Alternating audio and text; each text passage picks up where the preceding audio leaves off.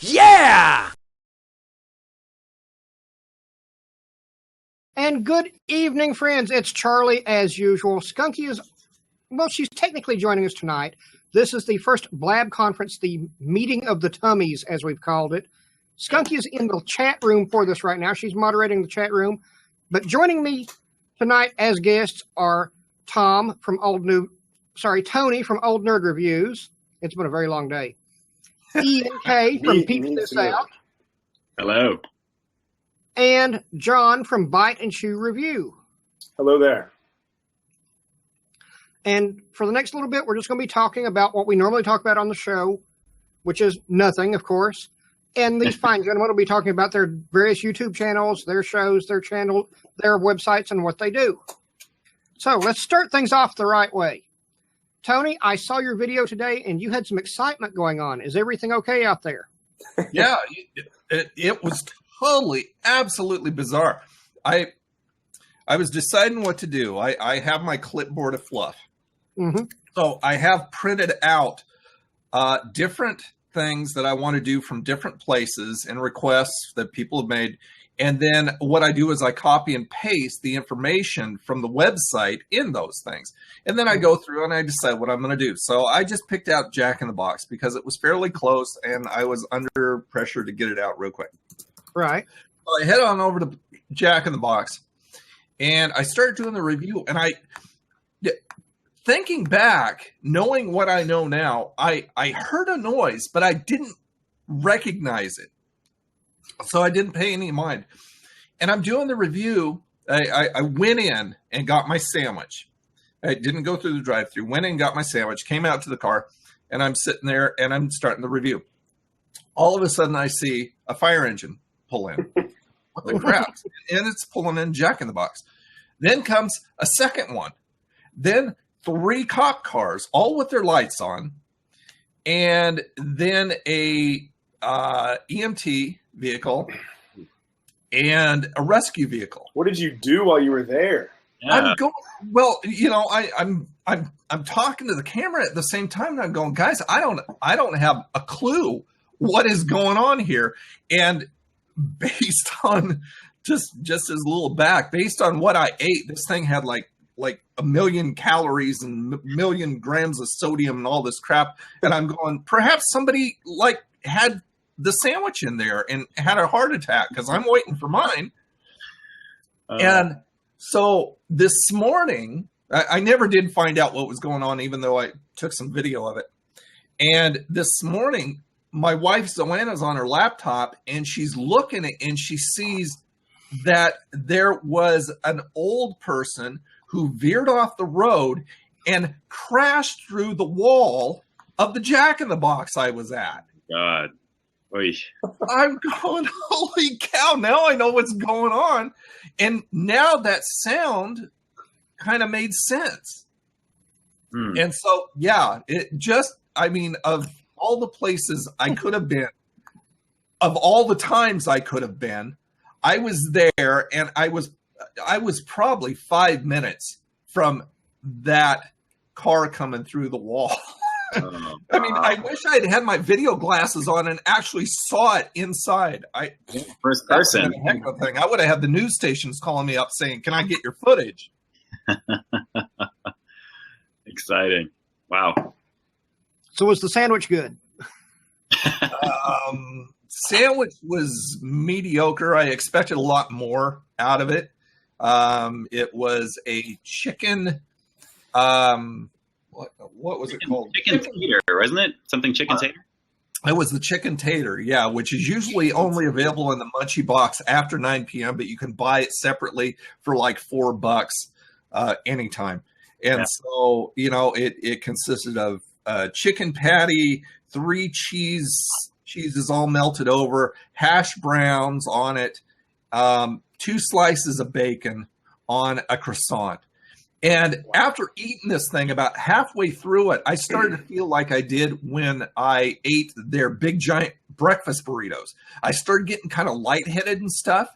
And I'm going, this doesn't feel right. So I made it about 3/4 of the way through the sandwich and I ditched the rest. I'm going, man, I'm done. It looked the same. It looked extreme in the picture. It looked good, and I expected a lot more. But I mean, if I'm going to die, I want something to really blow me away. I want to go out with a friggin' bang. And this just didn't cut it. It's just like it petered out, and I'm going to croak, and I'm going to go, what the hell did I die for? Wasn't even worth it. Wow, amazing. Oh, I will say, all three of you are very lucky men because you can still have bacon. And you can eat this stuff with the high sodium. You don't have to worry about it. Bacon is the holy grail on anything that you have it on. It doesn't matter how bad something is. If it's got crispy bacon, it gets points. It's very Absolutely. simple. Very simple. I will ask. Are any of you guys pro wrestling fans? Yeah. You are. Mhm. Okay. You'll appreciate this then. Last night, I had a shoot on Grimm. If you guys don't know, I do background work. A lot of stuff happens in Portland. The Librarians is filmed here. Grimm is filmed here. Leverage was filmed here. Portlandia, of course, is filmed here. And some movies and stuff. But I was on Grimm last night, pouring rain, cold as hell. I was on the crime scene unit team. So we're shooting in this alley that's in Portland, and it's pouring down rain. And what I'm supposed to do is I'm supposed to set my case. They gave me a case as a prop, my EMT or CSU case, whatever. Yeah. I'm supposed to put it down beside the body who's laying there, and it's a real body. It's a guy laying there, and there's a live body next to me. Yeah, the real dead body. Well, I mean, sometimes they have fake ones, and I mean, they look so real, they scare the hell out of you, especially the ones that they slice in half and stuff. That freaks me out. But anyway, so I come around the corner to put my case down, and I'm looking at this guy on the ground. I'm going, I recognize this man, but I don't know from where. So we do the little, scene, and we get up, they call cut, and I start to walk off, and I hear somebody grab him by the arm to help him up and say, "Here, Chavo." It was Chavo Guerrero Jr. That's ridiculous. That's what he's doing nowadays. He's being a dead body extra in episode that they're doing. But okay. I mean, watch for it because you'll see Chavo dead. And anyway, I thought you are you in the scene? Like you're in there dropping the bag, like you're completely visible of everything, or it's hard to tell when they shoot. I think it was from the back because I saw the crane behind me, and the crane comes down below or in back of us.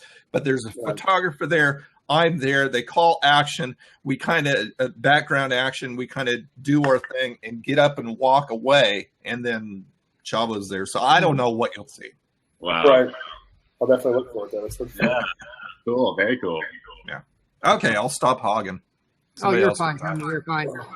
One thing, that gentlemen, as you were talking about the bacon a few minutes ago, that is one thing that I absolutely must stress at the beginning of this. I'll go ahead and get it out of the way. My regular listeners and viewers know that I had a heart attack and died a few years ago. They got me back after 4.5 minutes, luckily. But that's one thing I need to stress. Everyone, I also died. 3 gentlemen, you did as well, John. Then you know exactly what I mean. I did not from a heart attack though, but I also died momentarily. Not nearly as long as 4 minutes though, but wow. Yeah. They were ready to give up on me, and they said one more try. That's but crazy. Viewers, listeners, anyone who sees this later on when it's on YouTube, please go to your doctor on a regular basis. Get your heart checked. It's extremely important. Everything in moderation. Right here, especially because you're dealing with all the sodium and the fat. Yeah, and the especially if you're us. Yeah. Some of us are dealing with it more than others, right? Some of us are just asking for it. Yeah. Charles, I got to tell you, that's a good segue into probably getting maybe talking about what a lot of viewers, I know at least with mine personally from my channel, you get those comments about, how could you eat as much as you do, or eating these things on a daily basis. You see these comments of all kinds of other food reviewers on a daily basis. It's absolutely true. It's absolutely true. It's all about moderation. And the big thing with me, I know that people, whenever I'm commenting back, it's all about, having that life balance. You have, the balance of physical activity, and you have the stuff that, I love doing that type of thing. But honestly, I can't personally do more than maybe 1 or 2 reviews a week and feel okay with myself about it. that reason. So, I mean, I totally hear what you're saying. It's all about managing, the quality of life balance with that. But I mean, I'm sure you guys could probably chime in. It's a concern, obviously, when you see so many reviews of so many fast food.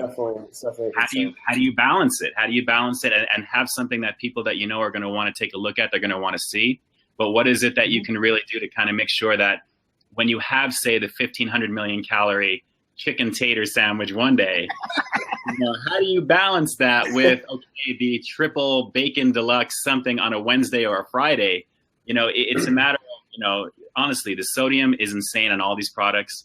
But definitely. And just like Charles, that you're saying, see your doctor on a daily basis. I know for me personally, my birthday is 9/11, and unfortunately, it's a day that everybody's going to remember forever. Wow. I go to the doctor every time. I know. I'll never forget where I was when I was 28. So if people are curious to know my age, there you go. You just do the math there. But it's a matter of make that the annual mark that you go to have yourself check your cholesterol. Do the pee in the cup, do the blood, do everything you got to do. But at least you have an exact date that when you went the previous year. And then you kind of adjust your life and do what you need to do. For those who are in the food review community, obviously, it's a concern. It's definitely a concern, I'm sure. For sure. Oh, yes. This has been a public service announcement of Peep THIS Out. Okay, in the chat, Tom Cody, which several of you probably know as the Food Snot, he says he's gained 20 pounds since he started doing the Food Snot videos. Doesn't surprise me. I mean, I need to work out a lot more. I used to be pretty buff when I was younger. And since I started doing this, I've gotten this second chin going on here and crap like that. And face is a little, and I'm 52 this year. I was 52 in October. And I've done my time. It really doesn't matter to me. I don't do this moderation thing, and I don't do this heart thing and stuff like that. I figure I'm going to enjoy it. I'm going to, go as long as I can. And when I croak, it's like, see ya. Happy trails. Tony, I used to feel that way until it actually happened to me. And then I said, nope, I'm not doing this again. They got me back once. They might not be as lucky the next time. Yeah. My cardiologist, he put the piece of metal on my chest. He said, here's your new diet. Was it due to strictly cholesterol and sodium things, or was it? Yeah, what exactly was the reason? Was it like mechanical, or was it electrical, or what was the diagnosis? My heart at the time, which it's gotten a little better, but not that much because they will recover over time. But I'd had a few other problems going on. I had a respiratory issue. There was an actual fungus filling up my right lung. Wow. And this had gone on for a year. And they basically went in and vacuumed out the fungus to clear up my lung. And they kept me in the hospital overnight just for observation. And about 8:30 that night, my heart stopped. Wow. They said I would have died nearly a year before that, but the fungus kept me coughing. So that kept causing heart compressions. So where I wasn't coughing anymore, my heart just went, okay, I'm done, and quit. That's ridiculous. As of a couple of weeks ago, the last time I went to my cardiologist and they ran the usual tests, I go every 2 months right now. And they check everything out. I have 12% of my heart functional. Right now? Right now. Wow. How? At what point is like a pacemaker a viable option at that point? Anything below 30%, they want you to get a pacemaker. Yeah. Yeah, I would think it's So the next question would be, why don't you have a pacemaker? I do, right here. Oh, you do? Okay. All right. About this big, and it keeps my heart beating 24/7. Wow. I've actually read that if you think that you're having like a cardiac event like that, if just like you were saying with the coughing, because it causes the compressions with that there, when you do cough, when you exhale, you want to hold that for a second and then do it again. So it's like it's kind of forcing, instead of like coughing, you're actually getting the compression. And that's supposedly, if you can remember that in the middle of something so traumatic that way, obviously, but that's what they say from what I've heard. Yep. Well, I've had 2 minor events since getting this, and both times I knew it was happening, and my cell phone would go off right when it started happening. It was the monitoring service. And they will call me and they'll say, okay, lay down on the floor right now. And I'll lie down on the floor. They'll say, okay, get ready. You're going to feel a pinch. And I'm okay. And zap, and I'm back up. Charles? Wow. I think we lost audio. On what? Still here, Ian. Oh, there we go. Cool. And we've got a question that just came in on the line here. Someone has asked, they didn't say who, they didn't leave a name on it, but they want to know, do you find yourself eating less fast food now that you're reviewing it all the time? I eat more because I have to. It's part of my job. So, I mean, if you say, do I eat less on my spare time? Well, outside of the reviews that you do. Yeah. If I ate more, I'd be in trouble because I do reviews 3 times a week. So if I ate more, I'd be in real trouble. No, I just pretty much stick to the reviews. I mean, there's a couple things that I may go and get, like a Little Caesars pizza or something like that, just, because I don't want to cook and Zoanna's out doing something. But other than that, I pretty much stick to just grabbing stuff around home. Not that stuff around home is any healthier. Grab macaroni and cheese. Yeah, you're in the Rapid Mac cooker. That's right, Rapid Mac cooker. You betcha, baby. And what about you? Are you eating more fast food or less fast food? I would say definitely less because for me, I'm kind of a health nut. And I used to be a much bigger kid when I was younger. I was literally like in the 240 plus range before my height shot up in high school. I'm almost 6'3" right now. So my height is pretty up there. So I kind of evened out. But I was a heavier kid. So I was more conscious of that type of thing when I was younger.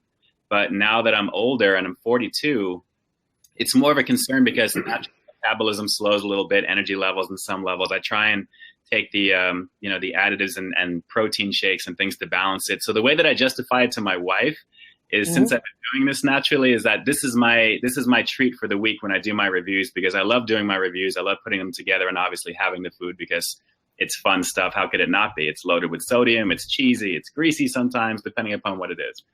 But I try and balance that with a semi-healthy fast food item as opposed to 2 days in a row of something that I know I'm going to feel like terrible about, or my wife's going to give me a look like, I can't believe you ate that. I'm not going to watch that review.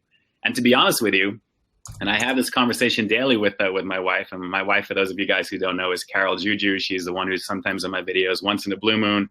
She doesn't really watch a lot of my content because of the type of things that I review. She says, I can't really see you eating that. I don't like watching you eat that type of stuff. It's something with her. She supports it, but at the same time, it's for her end, it's seeing the creative end that I like to do with my content, and that's the stuff that I really enjoy. But naturally, for me, not so much. I mean, for me here on the West Coast, we have some pretty good alternatives, as most local neighborhoods probably do, like the charbroiled chicken and the brown rice, and some Greek food, which can technically be pretty healthy as well, depending upon what you get. So for me, I like to balance a lot of charbroiled chicken, brown rice, and a lot of things to balance that. And then have the fun stuff. Like the days that I know that I'm doing my gym workouts are the days that you usually see the reviews that are a little bit crazier with the type of food that I get, like the Arby's review that I just put out. That was done on a gym day, and I knew that was going to be like, a lot for what it was, and it was. But it's all, like I say, it's the balance. And I try not to have too much fast food outside of what I do. It's not like I have to do quote unquote research to make sure this is going to be what it's going to be, on film. So I know I'm kind of like it. Something has to really be bad to not like it. So for those of you who are wondering, why do you always give everything an 8, a 9, or a 10 even being perfect? These places really have to try to not have something good. It's got to be undercooked. It's got to be cold. It's got to be something like that. I mean, you guys, I'm sure Tony and John, you can attest to it. I am totally intrigued, Ian. First of all, you're a health nut. Second of all, you were overweight. Why in the hell would you start a fast What are you doing? channel? I'm going to tell you, and this is the secret. This is the main thing that got me into this. And the very first food review video, and I've shared this actually way back in the beginning. My niece Molly, who watched YouTube religiously for a long time when she was younger, sent me a video of Joey from Joey's World Tour doing a Nutella challenge. And Joey's he does some crazy stuff in the early days of Joey's World Tour, which I love Joey. Joseph Hernandez, an amazing guy. Shameless Joey in the beginning. He's an amazing guy. So jovial, just an amazing guy. He sparked my interest by watching that, and in doing that, it transcended into seeing a lot of other content creators doing these types of things. And I was kind of thinking about at the time, is this something that I wanted to do based upon my educational background? Is this something that I wanted to kind of maybe apply some of those skills to? So after watching that crazy challenge of him trying to devour a whole thing of Nutella without using his hands. Have you seen his raw chorizo challenge? I've seen that as well. For those of you guys who want to see the humble beginnings of a truly, really fun food reviewer to watch on YouTube, check out the early videos of Joey's World Tour. If the first video you saw was the chorizo video, I'm not too sure you would have been as motivated to make this channel. No, that's why I said Nutella. Nutella was the thing, and I love Nutella. Yeah, I'm glad it was the Nutella. That would have been. The first one I saw of him was eating like a ghost pepper or something like that, and he started choking and wheezing, and I started laughing so hard. I love Joe so much. He was making and stuff like that, and I'm going, "Who the hell is this guy?" And then I discovered Joey. I didn't know who he was, and this was actually after I started my own food review channel. Yeah. And I'm going, this guy is hilarious. And then I said that whatever. I was intrigued. The rest is history. I was intrigued as you. That's what started it for me. And then from there it went out into seeing some of the other content creators. It was Ken Domick from KBD Productions that I started seeing for. And then of course the Dame Drops video. The mythical video, and I love Dame to pieces. Those guys who I know some of them personally, and I've done some collaborations with.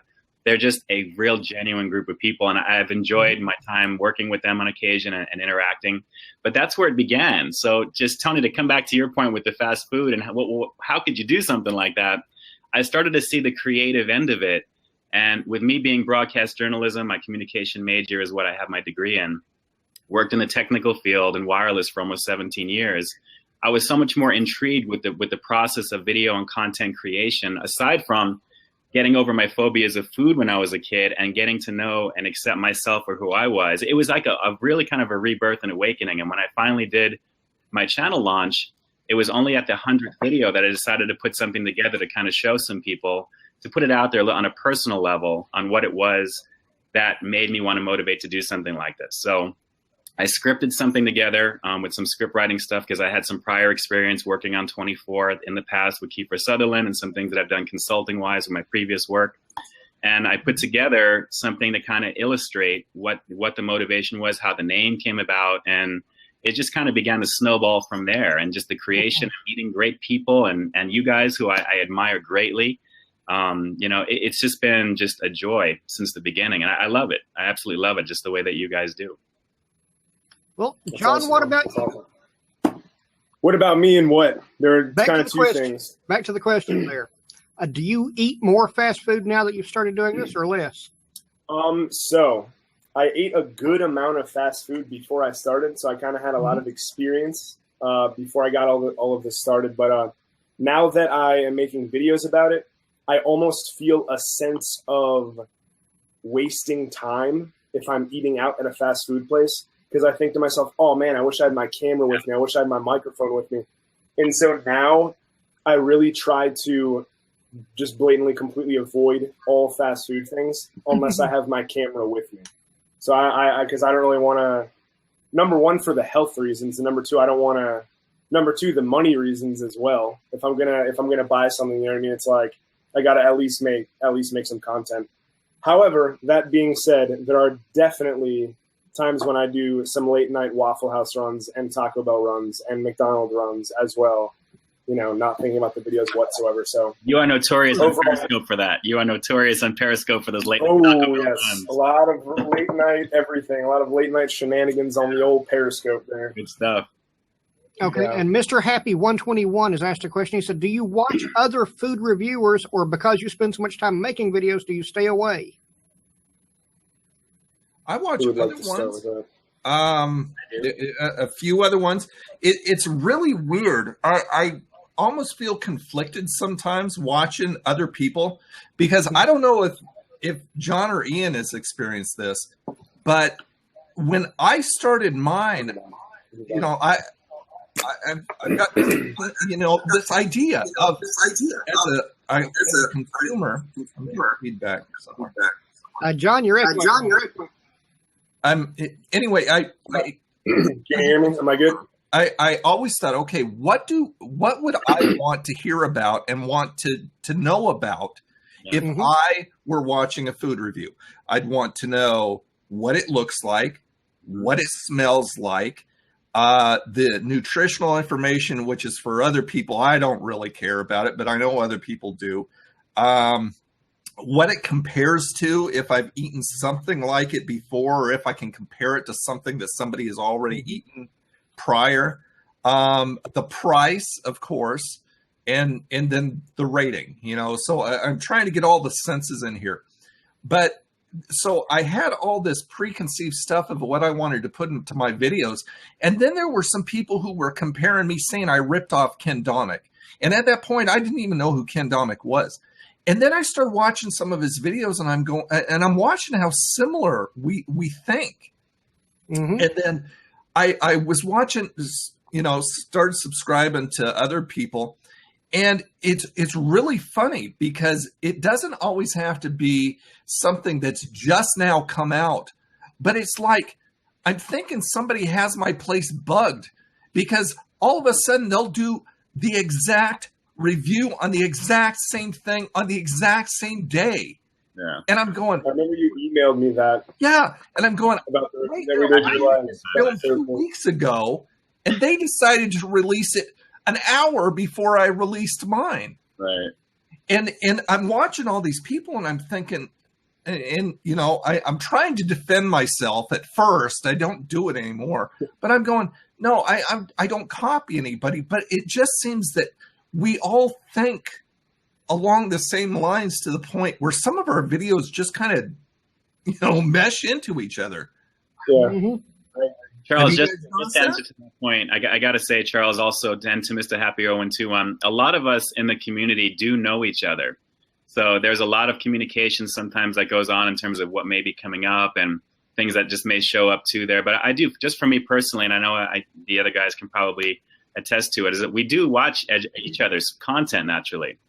One thing that I find that's most difficult is that as you're creating your own content, you really want to dedicate time to watch the content of others, because you want to be supportive. And I'm fans, of John's stuff. Bite and Chew is hilarious. I mean, just the way that John does his thing is a great thing to watch.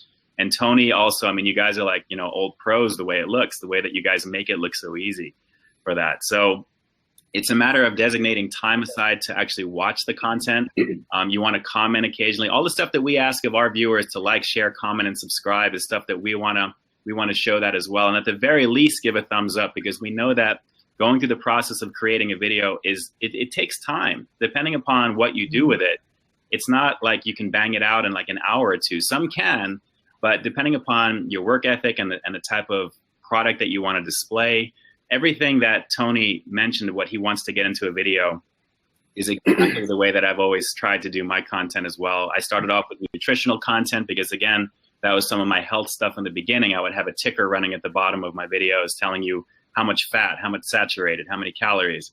Then I realized, you adjust it as you go. And as more and more people, you begin to fine tune your videos, you get it under 4 or 5 minutes, because you can lose people after about 3 or 4 minutes. You want to make sure you have something that's concise, it's quick, it's digestible. Have that information in the description box, which is what I do now. So it's watching other content. You learn from other people, and naturally we pick up cues from each other as well. But to answer the point there, I mean, we do watch other people's content naturally there. And because we all kind of know each other, it's one big happy community. It's not like somebody is like, oh my God, I don't want to talk to that person for any particular reason. At least I've never felt that personally. And some of the people, I've felt that way about one of the food reviewers. Of course, John. Of course you have. Just kidding. I don't think Tony will take it offensively. I don't think he'll take it offensively. But yeah, we do. Like, naturally, we're viewers too. We love to consume content, just like anything else. I love doing what I do. I know John and Tony, you guys love what you do, and it shows. The passion that you see in every review consistently, day after week after month, whatever it may be, that's the deciding thing to know. I think those who are really, really passionate about creating what they want to do, and they begin to hone their skill, and you see that level of quality. I mean, you look at the very beginning videos that all of us have done to what we have now. God, it's embarrassing. That was my first video sometimes, and I literally am just like, what the was I? Oh yeah, how did I actually think that was okay to put online? People can see this. I'm sure even Ken Domick and Dame Drops and all the awesome ones, Happy Man Snacks, even Mr. Happy 0121, all of the original stuff that they may have done in the beginning, it's cringeworthy. For me, it's cringeworthy. If I put mine on my big screen, I can't even watch it. I would put it up on my big screen and cry. Right now, actually. I would cry. Oh, it's too much. Well, I guess Skunkie and I are the odd ones out because we started out watching the other cocktail videos that other people were doing before we started doing ours. Once we got started, though, we got to the point where we couldn't really watch the others because I'm not saying that they're wrong with what they do, but they have different techniques about making a cocktail. And I'm a classic type person. I like a good classic cocktail. Yeah. I think I'm one of the few of them. Well, along with Skunkie, of course. She's my co-host, and she helps me out with the cocktails. But I just can't watch other people who do things like leave a bottle stuck down in the cocktail glass. Mm. Yeah. Here, I have a great analogy about us watching each other's content. All right, you guys ready? Mm-hmm. You guys ready for this? Go. So you're like 2 minutes thinking this. All right, do it. All right, so we are an NFL football team. Okay, all the foodie fam. All right, all the food reviewers. We're an NFL football team. All right. So we got the $100 million guys, the $1 million contract guys, the Mario Williams, the JJ Watts. That's the Dame Drops. All right. Okay. We got the Ken Domicks. They're the $80 million quarterbacks. All right. So all of us, we're on the same team. Some of us have different skill sets. We play different positions. We have different styles. We do different stuff. But at the end of the day, we all have the same goal, and we're all supporting each other, encouraging each other. Whether we're playing on offense, whether we're playing on defense, special teams, we're all going towards the same goal. So it just helps out everybody to just support one another. Inform and entertain. The good one. I like that. Very Especially like that video that Matt Zion put out. Just highlighting all of us. Oh yeah, that was amazing. I did not expect that at all. That was really cool. My wife goes, "You're first." I didn't even expect to be in there. Yeah, that was amazing. It was really Bassmaster Flash has sent in a request. He wants to know, John, how's the new job? Oh God. Well, I think that says it all. Where do I start? So, graduated from VCU with a strategic advertising degree in May. So what is it? December now? So like little while ago. Been on the old job hunt there, trying to find something in advertising with my degree, of course. So I applied for this job, and they responded the same day. So that's all right, it's kind of weird, great, that's cool. That's pretty. And then they text me, and then they email me. So they contacted me 3 different ways in one day. So that was an immediate 3 red flags. Like, oh yeah, either this job is a complete scam, or they just lost their entire staff to like an earthquake or something, and they're really trying to rebuild real quick. So I responded, and I went to a first round interview, which was about 15 minutes. And he basically said, yeah, we're a marketing agency. We work with a Fortune 500 company. We do face-to-face marketing. At the end of the day, face-to-face marketing is a lot better than traditional advertising. Would you agree? And I'm sitting there like, I'm an advertising major. I completely disagree with you. But yeah, cool. All right, face-to-face is cool. Yeah, that's fine. So the next interview is an hour. And basically the job is business-to-business sales. Oh. Oh, yeah. So I have to get up at 6 a.m. every single morning. Yeah. Drive about 40 or so minutes to work. I get there, we get to the office, hang out, do some little powwow, little motivational sales, blah, blah, blah, like just all this stuff. And then we hit the field, and the field is code for you walking around on the sidewalk, going to businesses and selling them services. So basically how it works is the day consists of speaking with approximately 50 owners and managers of local businesses. Every day. Every single day. Wow. For 12 hours a day. So the other day it was raining. I was walking around in the rain for all day, actually, without an umbrella because I'm an idiot and I didn't realize I'd be outside all day. So I did that. And so out of those 50 business owners, 10 of them right off the bat will pretty much say, so we can or cannot swear on this right now. I have nothing wrong with it. Beautiful. So out of those 50, 10 of them will tell you to get the fuck out without even hearing a word that you say. And that's like, oh, great. All right. Thank you very much for speaking with us, sir. You have a fantastic afternoon. See you never again.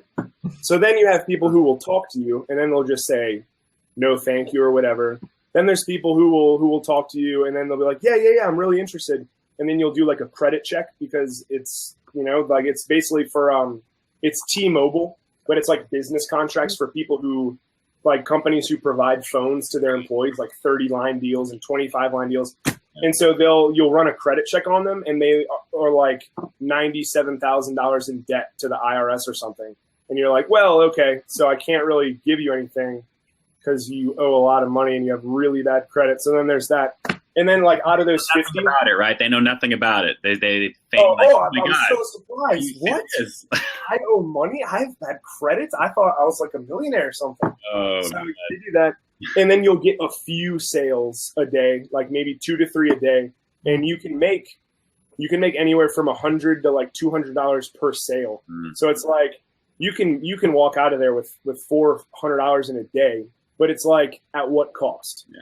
You wake up at 6 in the morning, you're walking in the rain. It obviously doesn't have to rain every day, but you're walking around, you're getting borderline humiliated because people think, oh, another stupid salesman, get out of it. And they're just mean. It's like, dude, just say no thank you or something. Like they're just really mean, some of them. Which is understandable. No one wants to be annoyed by a salesman though, so it's kind of understandable. So yeah. I don't know. We'll see how long this lasts. God, I pity you, man. As soon as I heard you had to take a job, it's just like, I mean, you described the exact crap that keeps me going with what I'm doing here. I haven't worked outside the home for 6 years. Yeah. And it's because people are treated like commodities. They're treated like numbers.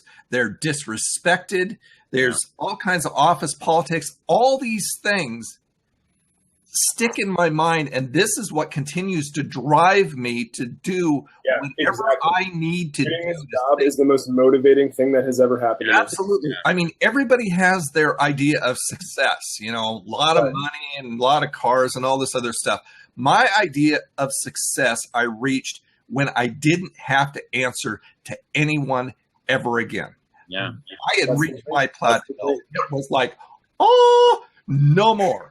And that's what drives me every day. The same kind of crap that you go through in my head is what drives me to go, like there are some days, I mean, that's one thing that you really got to focus on when you work from home is you got to manage your time.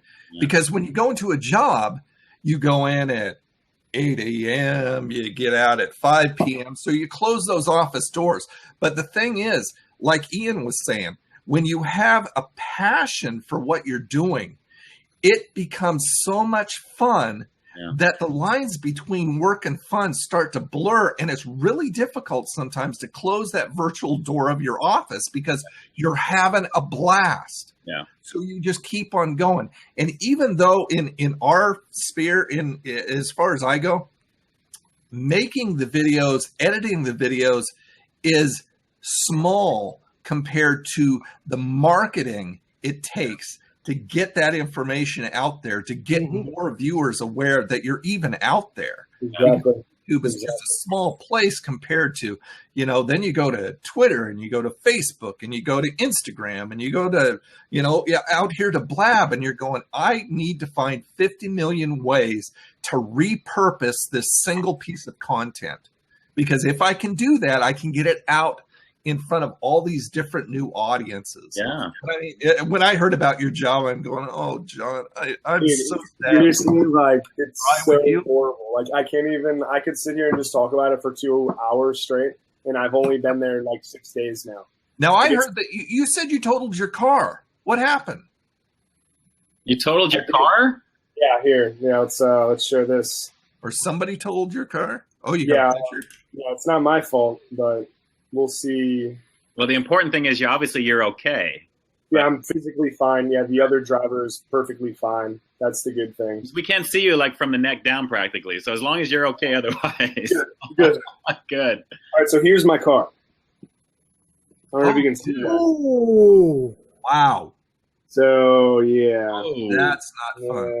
And here's that. That's from the side. You can't really see much better than that. But, yeah, it's pretty destroyed. It's undrivable. The total bumper's destroyed, quarter panel, headlight, all that stuff. So, basically what happened, there's 2 lanes. 2-lane road, one way, going that way. All right? So, right around here is a possibility to make a left-hand turn. Okay. So, generally, what people like to do in this country is usually they try to get over to the left lane if you want to make a left turn, right? Usually the course of action. Typically.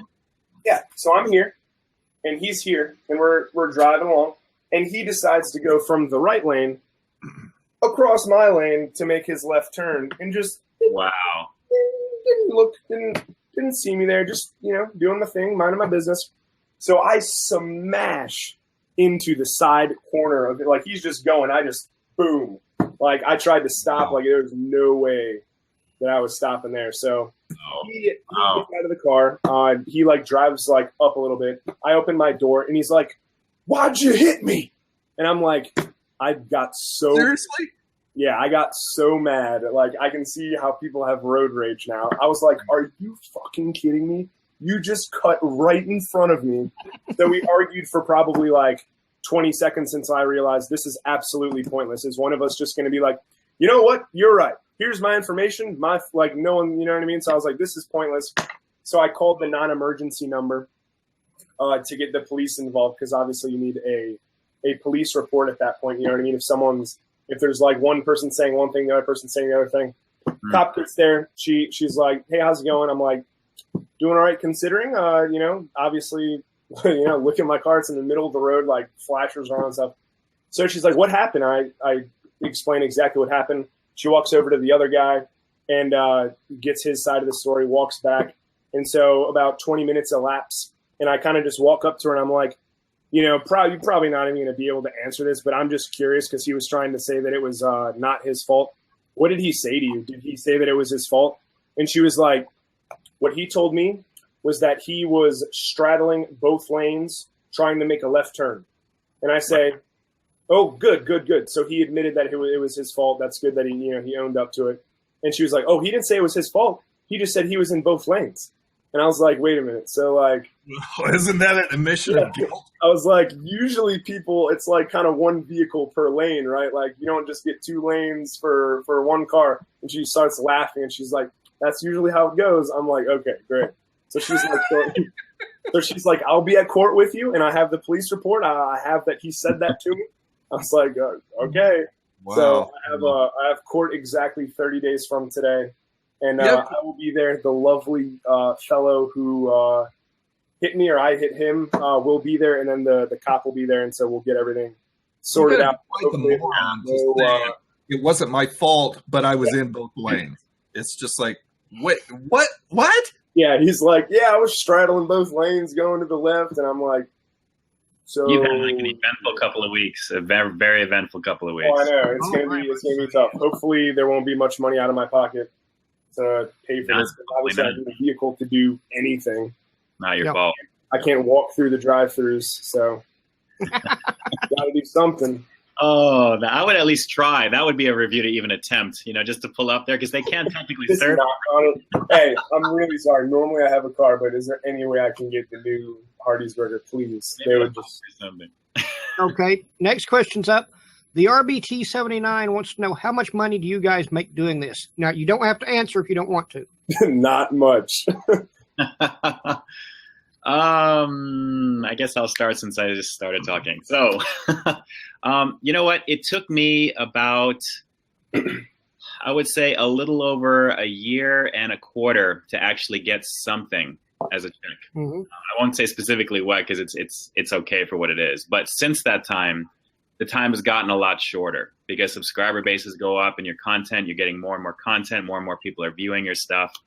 I just crossed 4,400 people, I guess a couple of days ago now, 4,400 subscribers. So it's gone from the year and like a quarter to like 4 months later, another one, and then 3.5 months later. It's slowly inching towards almost every month.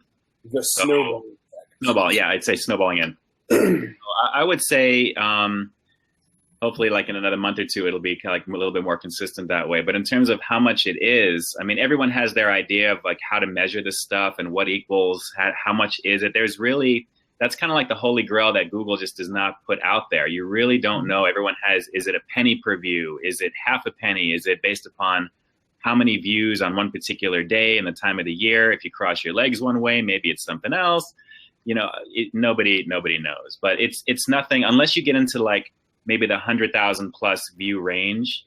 Is I think that it becomes more substantial to be something where you don't have to worry about anything at that point. That's just my opinion. I don't really know, but if you really figure based upon subscriber base and compare it to the amount of content that you put out on a weekly basis and the following that you have, it took me a little over a year of just consistent effort every single week of at least 2 videos.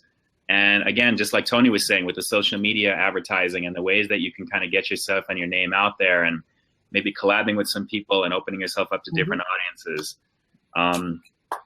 That's probably the biggest thing. So I'm sure John's going to have some stuff on the collabs because that's a very important aspect of what we do also. So, yeah, collabs are so important. But I'll talk about the money for a sec. So there's a million different ways to make an income from YouTube. It's not just the advertisements. There's fan funding now. There's Patreon donations. There's Spreadshirt, and you can sell merchandise, and you can get like what do you call it? It's not referral marketing, affiliate marketing. You can get like links with Amazon, and you put a link in your video, and you can make money from that. So it's like really, there's so many different ways. It's so hard to tell what someone's making. But so me personally, I'll give some concrete numbers here. So I get like, let's see, it's about, for me, I don't know about you guys, it's about like $1.50 to $3 per 1,000 views for me. Is that about the same for you guys? I don't know. I'd have to take a look and see. Okay. If you have like 1 million views, it's like $1,000 from what I've heard. If you have 1 million view video, that's about $1,000 net. Yeah, that's about $1, $1,000, the millions of thousands, $1,000. Yeah. I'll be honest. Do you guys check out your analytics tabs a lot? Yeah. You guys speak on that a lot? Yeah. Skunkie may get mad at me for saying this, but we don't make as much off YouTube as we do off of iFood. Really? Interesting. Okay. Yeah. Okay. I've started actually making a little bit of money from my website, biteandchewfoodreviews.com. And so I've been trying to like incorporate written articles as much because people use Google like more, if not, you know, a little bit more than YouTube itself. So Google, if you Google something, you'll get a Google result and possibly a YouTube result. But if you YouTube something, you'll never get a Google result. You know what I mean? So it's kind of a way to kind of hit both angles at the same time. You know what I mean? And the banner ads on the side actually pay significantly more than TrueView in-stream videos on YouTube. And this is a side rant. I'm sorry. All right, guys, for anyone who's out there listening, stop sharing crappy BuzzFeed articles and all these dumb clickbait articles, because all you're doing is making the idiot who wrote that article like so many thousands of dollars every day. Like, which Disney princess do you look like? What celebrity lookalike are you? And you fill out this stupid little quiz, and the person probably spent 15 minutes making it, and you're making them like 15 grand in a day. And everyone's like, ooh, I look like Elsa. Ooh, I look like Harry Potter. And it's like, oh, God. In the BuzzFeed articles, don't even get me started. You know what BuzzFeed does? They go to reddit.com, and they click on the top posts or the front page. And then they take that link, and then they write an article about it. And then they make some clickbaity picture and some clickbaity title. And then they post it up on their Facebook page or on their YouTube or something like that. And it's not even original content. But I'm getting that stuff still works. Yeah. I know, it's just a pet peeve of mine, because it's like, dude, you're not even creating content. You're just like, it's frustrating. Well, you're right about the side banner. You're right about the side banner ads too. There, my wife actually just launched a website, theblushingdetails.com. Since we got married earlier this year, she's very much into like event planning and weddings and beautiful stuff like that as well. And the platform that she uses for that is something that I'm actually in the process of creating my own branded version of it as well, because typically we all have something on Facebook whatever it is in this case, it's facebook.com/Peep THIS Out or facebook.com/Bite and Chew Food Reviews or whatever it may be, because that's where it begins. But naturally, as John is saying, by having your own avenue and your own website, and Tony also as well, just, you need to have, something there as a point of presence, because people see your content, they see what you're about. Maybe they want to learn a little bit more about you or know a little bit more about, what it is that you do. Dame Drops has that. A lot of the main, foodies out there have something like that. But that's the big thing, is having a point of presence in that avenue. And then of course the banner ads. And I'm learning more about this stuff as well. I haven't been in school in a while since I finished. So I know a lot of the new age version of social media, the way that it's taken over and the way things are going. That's one thing that, John, you have, that instant, because that's part of the curriculum that you graduated with. So naturally, the advertising degree has helped me out. Yeah.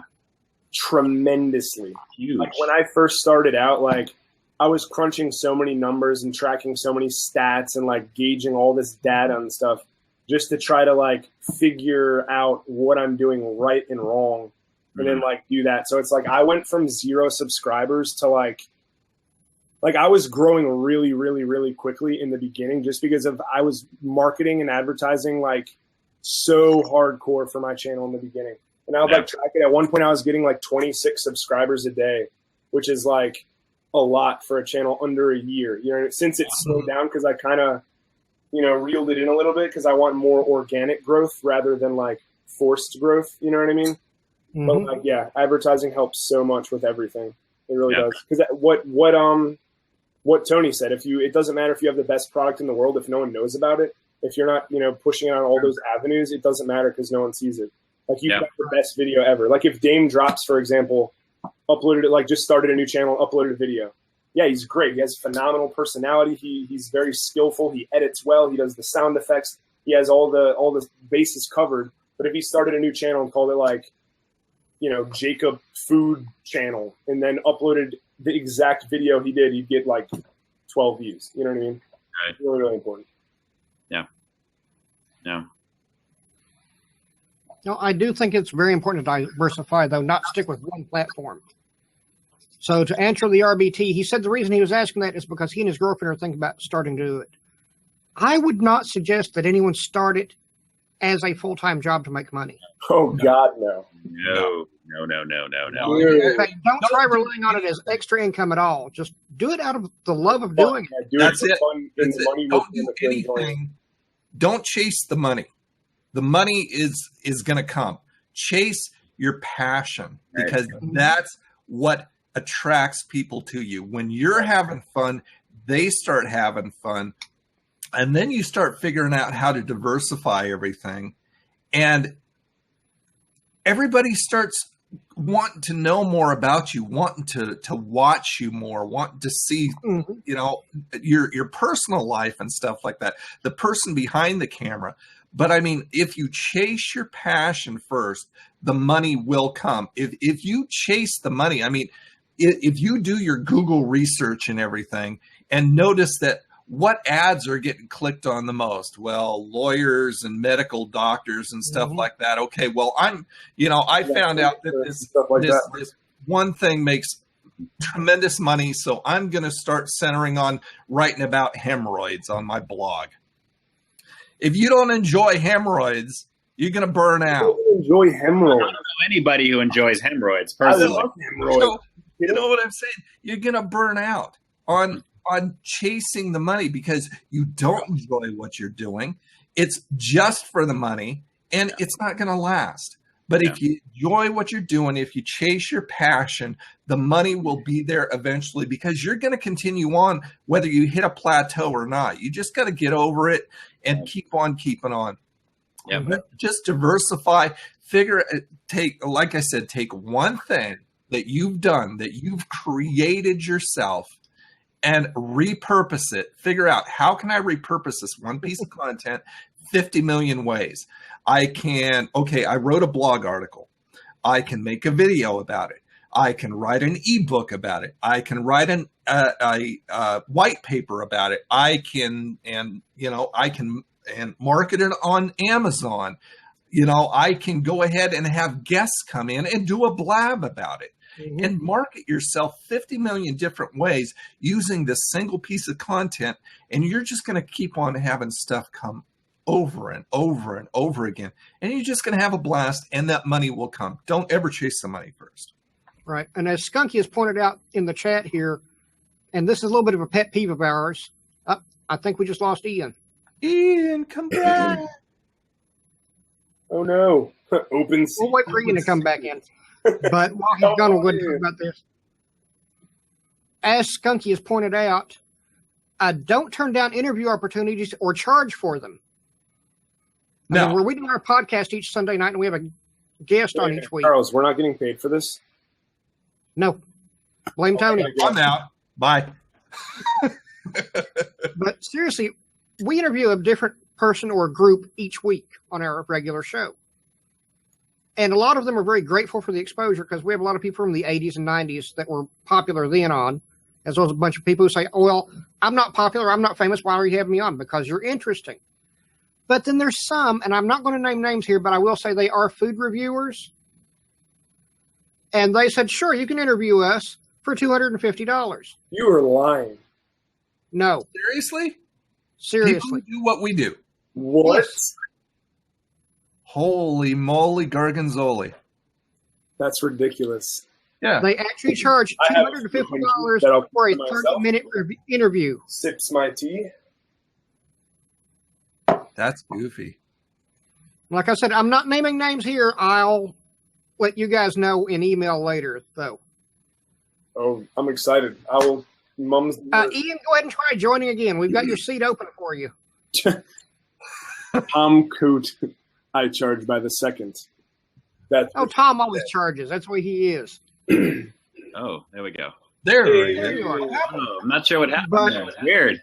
Just to catch Ian up, Skunkie and I do an interview each week on our shows, which you guys are all invited to come on the show anytime. Thank you. But there's certain other food reviewer team. They're a team. I'll give that much away.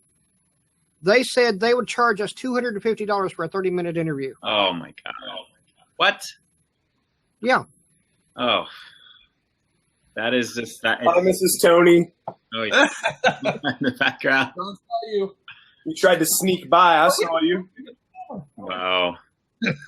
Wow, that's that brings up a whole bunch of emotions that and honestly that's just that's kind of I don't want to say borderline blasphemous, because honestly it's like Tony was saying, with the passion of what you do. Personally for me, and again I don't want to step on anybody's toes, but being able to do what we do the way that we do it, I would look at that as an opportunity to just interact with another human being and have a good time, and not feel like I'm taking something away from them, or for them to be. Not everything is a business transaction. Graced by my presence, you know.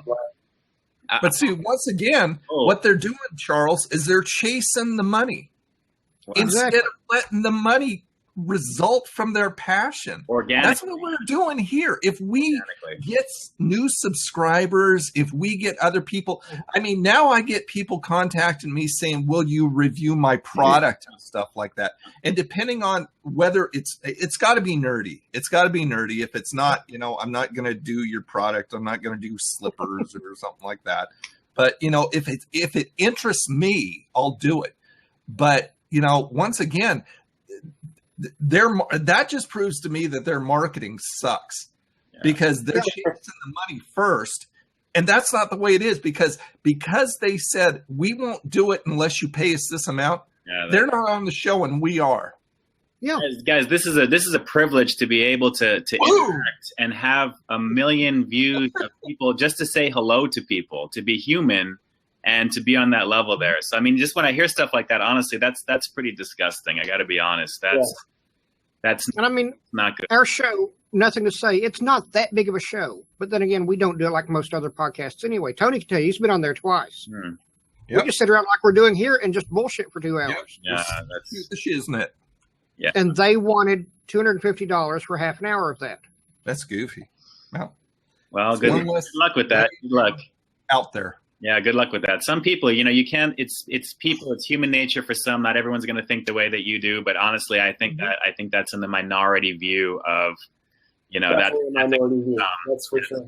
Way the majority of us are not like that. Yeah, no. You'll get none of that love over here. I'm sorry. I love you guys, and I will do this for free every single day you want me to do it. I'd be happy to do it. Same. As Scott just pointed out in the chat there, we actually had Slim Goodbody on the show, and he didn't charge us, and he's a lot bigger than them. Wow. Slim Goodbody. You don't remember him. You're too young. I'm educating myself as I speak. Fictional character created by John Bernstein. Show was it a unitard. That's what he wore. Pull up a picture of him and you'll know exactly who he was. You'll remember him then. He kind of looks like Bill Nye the Science Guy. Oh, that's another one we're not having Bill Nye on the show. We did have Beekman on the show, though. Have Beaker on the show from the Muppet Show. Because the old Beaker from the old Muppet Show, I'd gladly do it. I do not care for the new Muppet Show. I would pay to see Beaker. I would pay to see Beaker. That wouldn't be bad. Right now, though, let me pull up our schedule here real quick. Happy Man Snacks asked a while ago, maybe we should address this. What's the worst thing that's happened to you while doing a review? Yeah. Wow. Well, if anyone is an avid viewer on my channel, they would know the answer to this question. I made quite a big deal about it. I pouted like a little girl. I bit into a sharp chicken bone. I knew it. Oh, yeah. Chicken sandwich at McDonald's when I was reviewing the buttermilk chicken sandwich. Yeah, the buttermilk crispy chicken sandwich. Yeah, and I brought it back to the manager. And now I'm not one to complain. If I'm in a restaurant, I was a server for 8 years. I never complain. It's like I understand they didn't cook the food. You know what I mean? And that's fine. Like I'm never one to complain about that. But the way that this guy handled it was just abysmal. Like I brought in the bone and he's like, "Oh man, you want another one?" I'm like, "No, thank you." Okay. All right. Well, all right. So back here. He gave me it was like $2 and like 40 cents or I don't know what, $3 or I don't know, maybe $4. He's like, "All right, sorry about that. All right, have a nice day." Dude, I could have cooked a hole in my esophagus with this bone. Okay. 2 things about that, John. I have heard that from 3 or 4 other people that they found bones in theirs when McDonald's had those. Wow. At least it's real chicken, right? It's real chicken, I suppose. The buttermilk one. Yeah, at least that proves that. Yeah. Yeah, that's true. It is definitely real chicken. That is definitely a positive to take out of this. That's true. And Skunkie says, was that an extra crispy review? It was the buttermilk. Oh, are you making sure? Okay. It was extra. Yeah, it was definitely extra crispy. That's true. I got you. No, I've never been to a Turkish prison. Midnight Express? What? That's Tom Cody. Midnight Express. He's a hilarious guy. Love him. He's on the show before too. I agree. It's not. Yeah, Tom Code. He's a great guy. His videos are freaking hilarious. They are. I hope to be doing a collab with him soon. He told me to contact him in the beginning of the week, which is now. If you can hear me, Mr. Tom, are you ready or what? I think we're doing the knockout tacos. Nice, Qdoba. Nice, yeah, Qdoba. Where are those? Qdoba. Yeah, they're from Qdoba. They got like 6 new tacos. They're all. We don't have that around here. One of them's called it's like tequila chicken, and then they have one where it's called the double decker, and it's kind of like a cheesy gordita crunch. So it's like a hard shell with cheese sauce and a soft shell. They have one with steak and bacon, all different kinds of stuff, and you get 3 of them, I believe, $6.99. So not a bad deal for Qdoba. I mean, Qdoba's pretty good quality. That's a great deal for that. The first review I saw that actually was Happy Man Snacks, who did it recently. And if Happy's watching right now, I see he's on with here. It was straight out, and to quote my boy Happy Man Snacks, it was banging. It was ridiculous. I mean, the presentation looked amazing, the quality looked good, and Qdoba is pretty much on point. They're like high end Chipotle, like neck and neck between maybe Moe's on the East Coast as well. Just really, really good quality stuff. Wow. Yeah, definitely. What did he say, John? Are you giving away trade secrets? Look for 12 of those reviews to be out tomorrow. Oh, I got you. Yep. No. Rewind it quick. One big happy family. One big happy family. Exactly. I know. Like, oh, yeah. One big happy family that stabs each other in the back. I mean, at the end of the day, we really can't hurt each other. Like, you know what I mean? It's like the only it's way. Really a hurt thing, but Skunkie and I have noticed this a lot. We'll come out with a decent video, and once we only do cocktail videos, we don't do food, we don't do reviews, we just come out with cocktails. We'll come out with a cocktail video, and within 3 days, there's like 40 or 50 more of that cocktail out by other people. Mm-hmm. Shouldn't that boost up your SEO though? If you were the first and you have the most, right? I guess it's like huge channels though. Yeah, they are. Not to name names here, but there's one that just hit 1 million recently, which is nowhere near what we're at. And every cocktail we come out with, within a couple of days, he's got one out. Yeah, that's frustrating then because they can just flood you out. The exact same cocktail. Charles, you know what it is though, and just to Tony's point, in terms of talking about it, it doesn't matter what you review. It's the personality. It's the people tuning in to see you. If I want to see, naturally, Charles, I'm going to be searching out your content. Definitely. Yeah, I'm curious to see these cocktail videos. We're kind of fun. We're on YouTube at Nothing to Say Show. I think Skunkie's got the link, don't you, dear? Yeah. She'll post it here in a second. But yeah, it could be anything. It could be anything. Strangely enough, though, our most popular cocktail video, and this is on iFood, it pretty much lives on their main page. But the one that lives on their main page is our how to make simple syrup. Wow. That's one thing that I found is how-to videos generate a lot of traffic. Because people, I mean, what do you do when you don't know something? How to? Exactly. You Google it. That's one reason I started water and sugar, and you heat it up. That solutions is because how-to videos are great, especially if you teach somebody to do something that they already have the ingredients for. Right. They don't have to go out and buy a bunch of stuff. And I'm surprised. I haven't spent enough time doing that channel. I release maybe a video a month at the most. Wait, what channel do you have? You have a how-to channel? I have an Easy Everyday Solutions. Okay. Want to hear something really funny? I have a how-to channel with like 600 videos on it. And really? Like 1 million views and like thousands of subscribers, but I don't show my face. So you'd never know it was me. Oh, so it's just your hands? Just my hands and my voice. And so one person was like, wait a minute, you're that guy from the food channel. I recognize your, and I'm like, shh. And I haven't told anybody what the channel is. But so that channel gets like 3,000 or 4,000 views a day. Just from good for you. How to do stuff. And it's ridiculous. Like I'll make a video. I shit you not. I made a video how to fluff a pillow. And it was 60 seconds of me. And I hold a pillow torso level. And I'm like, what is going on, guys? Today we're going to show you how to fluff a pillow. First thing you're going to want to do is grip the pillow from either side with both hands and press gently towards the center in a fluffing motion. It has like 14,000 views. It's like awesome. I've seen that video. You know what it is? It's the curiosity of like, are you serious right now? I have to see what this is. That's all. That's it. And so what I do is I have this great system to like just churn out videos, all right? So I have this little ring around my phone right here. See the little ring? So I have a lens somewhere around here, a wide-angle lens, if I can find it. But anyways, it magnetizes itself right here, like right to there, so it's a big fisheye.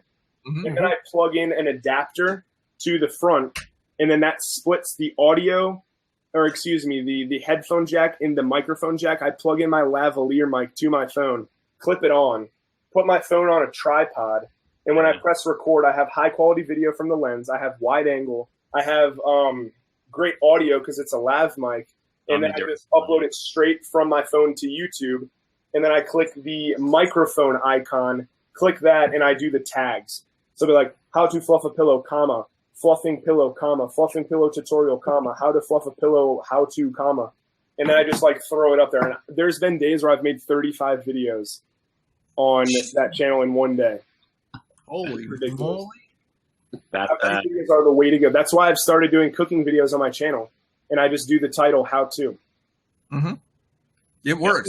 One of my most successful videos on my Easy Everyday Solutions is how to charge your cell phone faster. You know, put it in airplane mode. If I show you guys the link to my video, then you'll know my channel.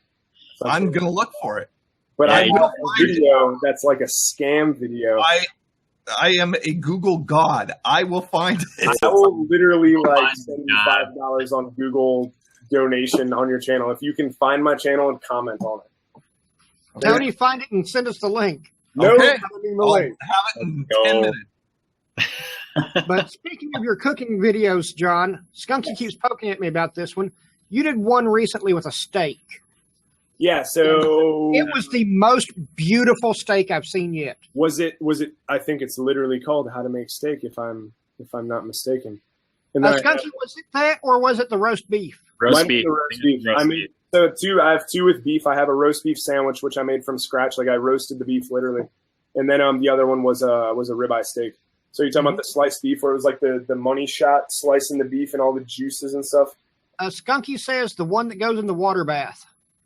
The water bath. Yes, that's the roast beef. That's the roast beef sandwich. Yeah, that was so delicious. And you know, I used I'm pretty sure it was like a flank steak or like chuck rounder. It was like the cheapest steak ever. Mm-hmm. But just cooking it that way, like it turned it into, you know, something fantastic. It's really awesome. It looked. The other ones people use like sirloin and ribeye round, and I'm like, dude, that's like $30 for that round. Mine was like $5.29 for like this big thing, and it made me like 20 sandwiches, and they were incredible. It's like, dude, I'm cheap when it comes to stuff like that, but it works out pretty well. That's restaurant quality. It was beautiful presentation. I mean, everything was shot. Musical interlude. You know, it's just this from the aesthetic point of view. It was done very well. Done very, very well. I appreciate it. I'm trying to do a lot more of those and trying to incorporate that to not only because I love doing it, I love to cook.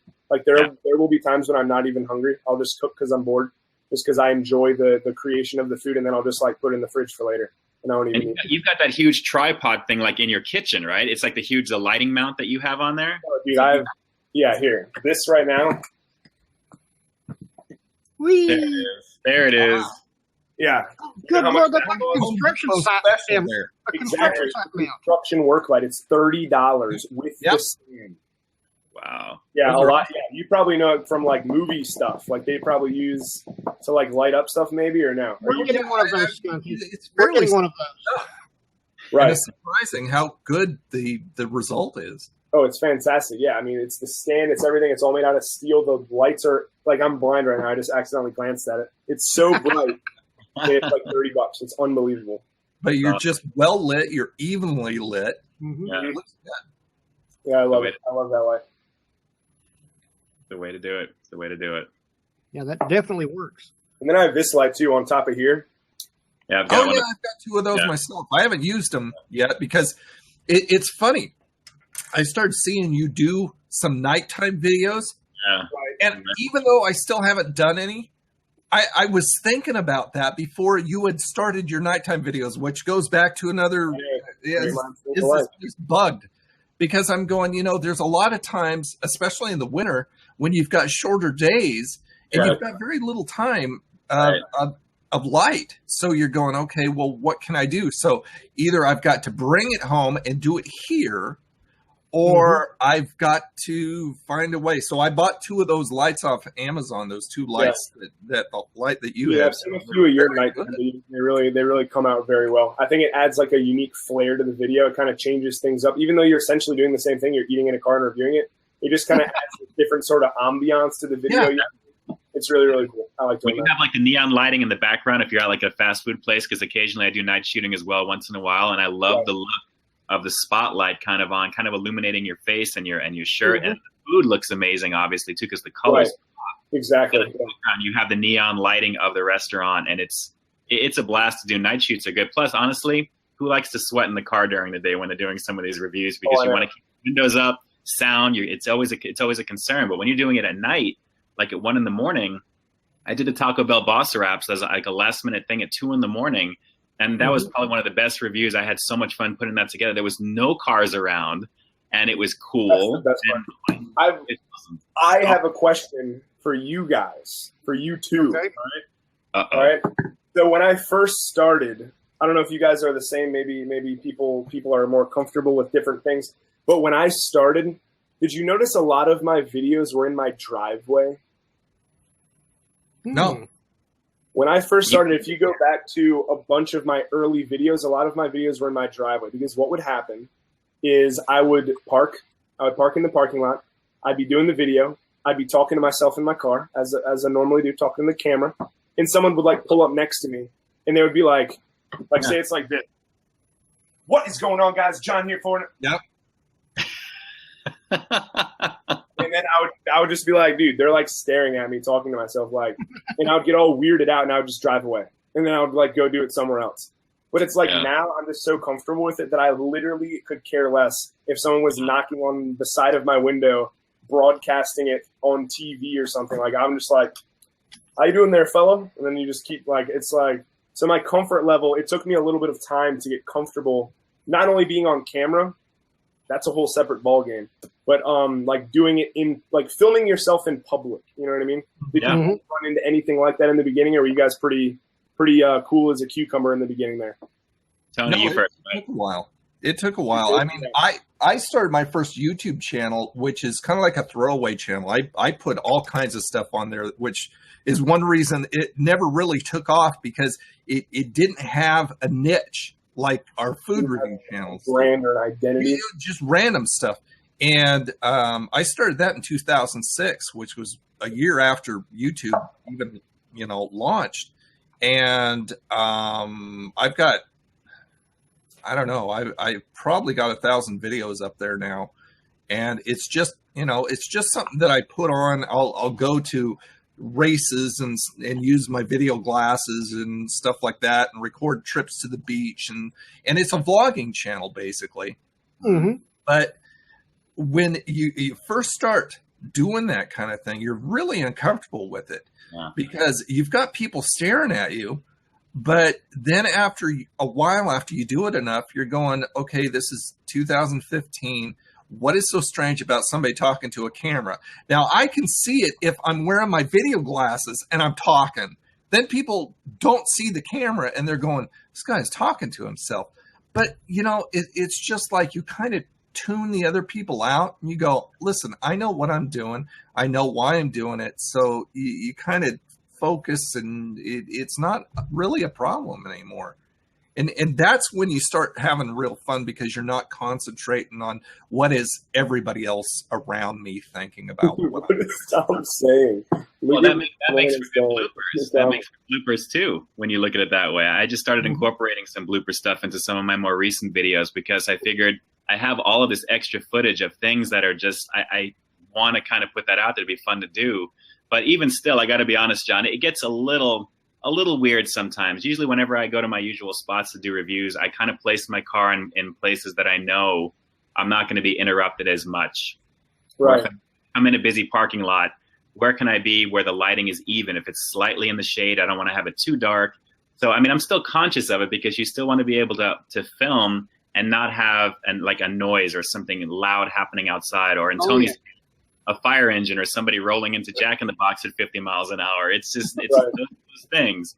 But when you do capture those moments of uncomfortableness, again, it comes down to how comfortable are you in front of the camera to put that out there for the world to see. And for the longest time, I never thought about doing a blooper type of thing, because it's not something I wanted to do. But now you kind of see a little bit more of your real personality when you see some of this stuff off camera, that it adds a little bit of a layer to the initial. Yes, you have the broadcaster way of doing what you do in front of the camera officially, but then once the camera stops, that's when the kind of, for some people, the real fun begins. And you're starting to see comments from people saying, I enjoyed your video, it's fine, but the very last 2 minutes of it, you'll see some comments for stuff like that. So, what video did you find forbidden food? What are you talking about? The video? Oh, the fluffing the pillow? I'm sure it's the pillow. You know what? Honestly, if you probably search on YouTube how to fluff a pillow, how many people made one of those? How to fluff a pillow. Oh, look, it's the first result on YouTube. Well, that gave that away. Have fun. Everybody right now, bookmark and subscribe. The first result. That was really I got to say to John, I really think he is courageous when he is doing his food reviews. And now Dame has started doing it to the point where he is uploading 2 versions of the reviews. He's reviewing, he's doing I wonder why he's doing that. And when John started doing the Periscope at the same time, you know how hard that was. I'm not courageous on that because I trip over my words sometimes. I'll say something wrong. And I just don't want people seeing that out there yet. So props to you. Well, I can tell you when I worked with Ken Domick, the very first collaboration that I did, and that was something that I was so proud to be able to be kind of on the radar of somebody who had at the time close to 200,000 subscribers, and I was not even 1,000 something over that. And he wanted to collaborate, and we were planning the West Coast food tour, and would I want to be part of that?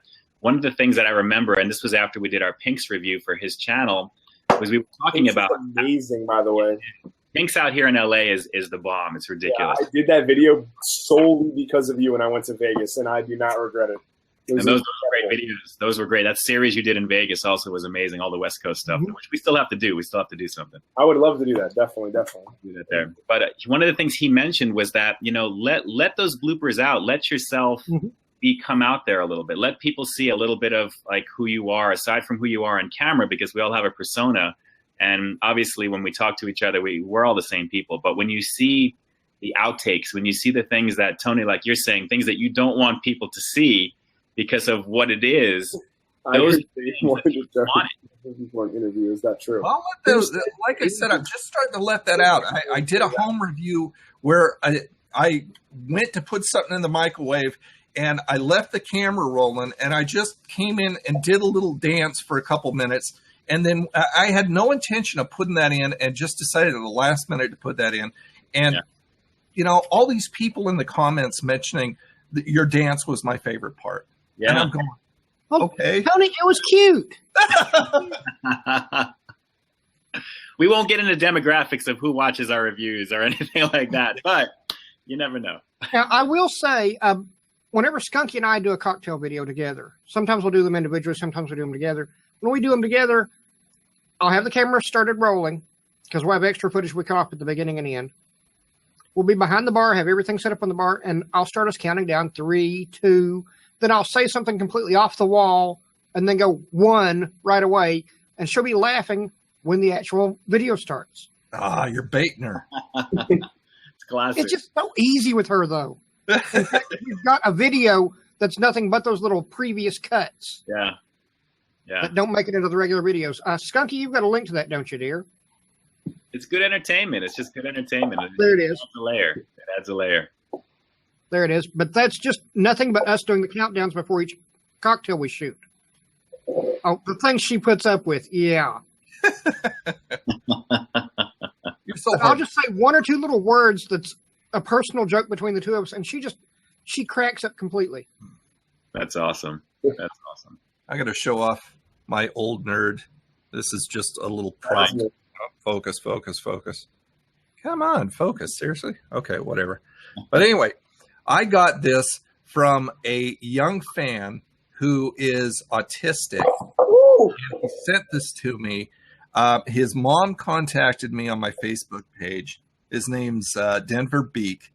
And his mom, Jessica, she contacted me on my Facebook page after I had done the Geek Fuel box review. And she said, Denver has been saving up all summer long. He's been doing all this work to get Fallout 4 when it comes out. Would you sell us your badge?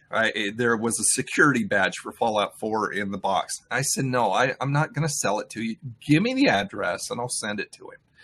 And so I wrote a nice little note. Thanks for watching and hi Denver and all this other stuff. And then sent him that badge. And she sent this back that he made. So I love this thing. This is great. So Thank you very much, Denver. And I'm showing it off to everybody. And that's a great way to connect with the fans. And I love it when that happens. Yeah. We actually had a fan. People know I am a big fan myself of Kraken. I mean, look at the bottle here. Oh, you can't hand out shots to us now? But Virtual. They recently came out with this. I don't know how well this is going to show up on the camera. Kraken Storm? Corn? Storm. Is that beer aged in Kraken barrels? No, it is not. This is actually a ginger beer, like you used to make a Moscow Mule. I hate ginger stuff. Yeah, ginger. I'm not a fan. Ginger beer is good. Or whatever it was. Anyway, alcoholic root beer? No alcohol in this whatsoever. You add alcohol to this. Really? Oh. Yeah.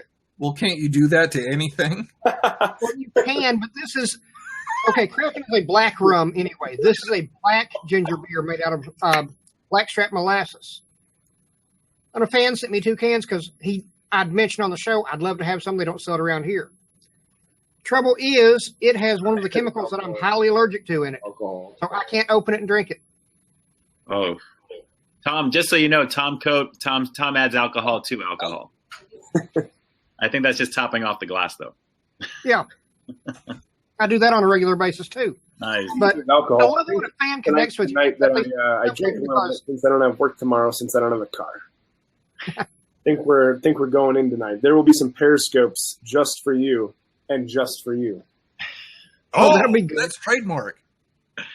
Oh, shit, they're here. But I just love it when I connect with a fan and they'll send us a little gift like that. Yeah. And that gives us a chance to send them something back. It's really cool. I mean, I love making, I love replying to comments on my channel and interacting with the viewers, because some of them make me feel so good about what I'm doing that it's just like, that's one I of the love best you guys. parts. You guys are so awesome. You watch me eat food. And at the end of the day, that's what it is. You should watch my channel trailer. The one, it's like me in a bathrobe in my car. And one of the lines I wrote was, "Because without you, I'm just a man eating alone in my car." Oh yeah, no, I saw that. I didn't recognize the bathrobe thing. That didn't. Yeah, I should have zoomed down more to. But I remember that. Yeah, I like your trailer. Because it's true. Think about it. Think about it, though. Seriously, just like remove yourself from the situation right now. We eat food in a car and talk to a little box in our car. And then we upload it to the internet later. But for the time being, no one's there and no one can see it but us. Right. Into the interwebs. Yeah. Exactly. Like the internet is amazing stuff and get paid money for it. Yeah. Exactly. Well, very little. But yeah. It is bad. It's true. It's true. Interaction with the fans, Charles, also to your point there, that's the golden thing there. I mean, if something that you do resonates with just one person and somebody takes the time out of their day to type to you, first they have to log into Google to begin with. And some people don't even want to do that. They just want to view. But just to be able to log in and you get the feedback, the first half hour of any new video release feels like premiere night, at least for me. I love when new content launches and you're just sitting there and you're refreshing and you're seeing the comments and you're typing back and you're interacting. It's a blast to do because that's out into the ether. Everything that you've done, you've created absolutely something from nothing. Everything that your brand, your channel, the creativity that you've put together and you've made from, that's just a series of ones and zeros that becomes pictures on somebody's screen. Yeah, that's awesome. I'm so glad you guys feel the same way about this because I'm so passionate about it as well. Like I literally I'm amazed how awesome it is. And so it's like, it's great that you guys feel the same way about it that I do. That is exciting. That's pretty cool. Yeah, and to be in a forum of like-minded individuals who do what they do on a consistent basis and who have the effort and who showcase not only the talent of just the journalism portion of conveying their way in a spoken word, which not a lot of people can do and feel comfortable about, to put that out there. And then you have people that interact with you and they leave you comments, even the ones that leave you the most nastiest, hateful comments on the planet, which make me laugh because I don't know them, and so it's like, it's hilarious that they would take some things. Dude, I have this one guy, he's called the Skunk Smoke or something. And good Lord. It's this one guy. And it's like, he leaves the most raunchy comments known. It's like, get a response. To get a response. It's amazing. Like he'll say things like, "This is going to get really rated X real quick," Read word for word. Careful. Yeah, I don't know. I don't even know if I want to read it. But basically, it's like expletive, your mother, expletive. Why don't you go expletive? Like one of them was like, go ask your dad for a Blumpkin. That's one of the things that he said. Why do people spend their time doing that? You should review a blue waffle. Ask your mom for help. That's one thing that's universal. Between YouTube, podcasting, even forums, we all get those. Yeah. 90% of the time, it's a 12-year-old kid. It doesn't connect with me. When I watch somebody's video, either I will thumbs it up, or I won't. But I don't tend to thumbs down videos.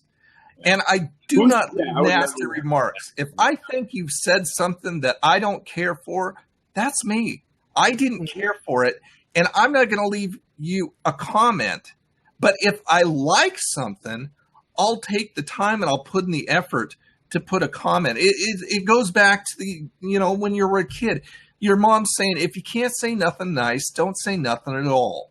Right. And if it's something as simple as somebody putting in the time to make a video and entertain somebody, thumbs up to those people. Those people are very cool because they've taken the courage and the time and put in the effort to put something out. And if you don't like it, that's fine. Don't watch it or just leave and go to another video. But if you like it, show your appreciation, give them a thumbs up, maybe make a comment or something like that. Just don't be nasty. I don't understand people like that. That just doesn't compute in my head. Now, here's a question for all three of you, gentlemen. And it just went right. Oh, yeah. When you're out in public, are you ever recognized? Yes. I spent a year I went up to a place called Teen Challenge Christian Academy to minister to kids who were from broken families, and basically that was their last place before going to jail. Their parents sent them there, and this was in a place called Sundance, Wyoming, which has a population of like 300 people, and I was recognized in a store. Mm-hmm. Somebody said, "Hey, I watch your videos." Just this little podunk town, and one of those towns that you don't actually live in, but you pass through and you get gas and maybe a sandwich on your way to someplace else. Definitely a sandwich. I mean, I love it when I'm out there and I get recognized, and it's not like an ego thing. It's like this is just so cool. Thank you very much for taking the time to say hi. Yeah. And, it's just so much fun. Yeah. Yeah, I agree. What about you, Ian? Me, I have been recognized twice. And the first time, I don't even think it counts because I was at VidCon earlier this year. So that counts. It went like this. So that counts. I guess. But I mean, outside in the real world, when I'm out doing my thing, I was actually driving through a Burger King. And I was just picking up some chicken fries just to get them. And I was pointed out inside the restaurant by one of the people who worked there. So somebody that I'd never seen before. And I don't typically go to the McDonald's or the Burger King where I was driving through. So I figured, okay, that was a win-win. So it was like my first official, feel like starstruck moment. So I decided to get on Periscope while I was having my chicken fries to discuss it and say, oh, how cool that was. Nice. Just to kind of invite it too, because I'm a very friendly guy if anyone sees me out in public. The thing is, but because I'm so tall, I think if people were to see me, they probably wouldn't, and maybe that's just my thing, maybe. But that's really my only thing so far. And considering I've been doing this for a little over 2 years now, I think that's kind of cool for me. I guess at least considering the time. But right. John, how about you? All right, so I have been recognized once, and we're going to put an asterisk next to it because it was a local recognition. So what happened is I went to a place called Dominic's of New York, which is a local. It's a franchise that has many locations. They're the steak shop that kind of attaches itself like a parasite to Lowe's and big box stores and things like that. And they have really good Philly cheesesteaks. So I went to the Dominic's near my house at the Lowe's and got the Philly cheesesteak, ordered it, and I asked the woman, I'm like, hey, do you mind if I film you preparing the Philly cheesesteak? Like, and she's like, why, are you going to try to make it at home? And I'm like, no, I do food videos, and I post them up online. You know, I just wanted to kind of add sort of the process because I like the way you kind of do things from scratch and toss it up on the flat top and they're tapping and shaking and doing things like that. So she's like, oh, cool. Yeah, great. So I filmed that. I made the video. And then like 2 days later, I was out at a bar and this guy came up to me and he's like, dude, wait a minute. I saw you online. I'm like, what do you mean? He's like, you did like the sandwich thing, right? And I'm like, what sandwich? What are you talking about? He's like, you went to Dominic's and you made like a video about Dominic's. I'm like, yeah, I was there a couple days ago. How'd you know? And he's like, dude, I worked there. And I'm like, oh, cool, man. I'm like, how'd you see my video? And he's like, so you went there like a couple days ago and the woman you spoke with is my manager. And so she said that some guy came in talking about some video online. So she searched Dominic's on YouTube and saw your video and she CC'd everyone who works for Dominic's in the company, your video. She's like, this is great advertising. This is great that he did such a great review for our restaurant. And so this guy's just like a random employee that worked there. He's probably like, well, he was at a bar, so I hope he was 21. But he seemed younger than me, but it was pretty cool. But it was a local recognition, but at the end of the day, a recognition is a recognition. Well, I have a question. For both of you guys, real quick. Tony and John, do any of your family members try to embarrass you in public by letting people know who you are? It's so annoying. Forget about it. I got millions of stories, but I'm not even going to take up the time for it. Right? So annoying. Mother, so you guys go ahead. All right. So the most recent one is I was at was it a wedding? It was a wedding. Yeah, I went to a wedding in New York City, and my whole extended family was there, and like all these aunts and uncles and second aunts and second cousins and everyone you'll ever like as far as the family tree goes, basically people I haven't seen since I was like -6. And so my mom would just be having a conversation with someone, and you know how parents like to talk about their children. So that the topic would come up and I would see them like 6 of them huddled over a phone like and I would walk over there and it would be me like, what is going on, guys? John here. I'm like, dude, please don't, dude. Like, just, yeah, it's weird. So, like, anyone that I've met personally that I hang out with, family, whether it be friends, whether it be my best friend, if they're watching my videos, it's weird. Yeah. For me. But yet I don't care that thousands of strangers doesn't bother me whatsoever. But if it's someone that I know personally, for some reason, it's just like game changer. It weirds me out. Yeah, it's like, I don't know if you guys feel the same way. Right.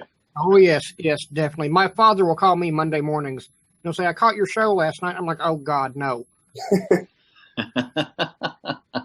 Yeah, it doesn't happen to me. I'm not around a lot of immediate family. My son lives right around the block. But my wife, usually I tend to embarrass her more than the other way around. And my son doesn't do it. So nope, doesn't happen to me. You're lucky. I'll just say that. You're lucky. Very good. Oh, it's different for each person. I'm not okay with my father catching our show or watching our videos, even though I know he does. But wife and daughter watch them. I'm fine with that. Yeah. How about watching your own content back? Do you like watching yourself? Oh, hell no. No. Yeah.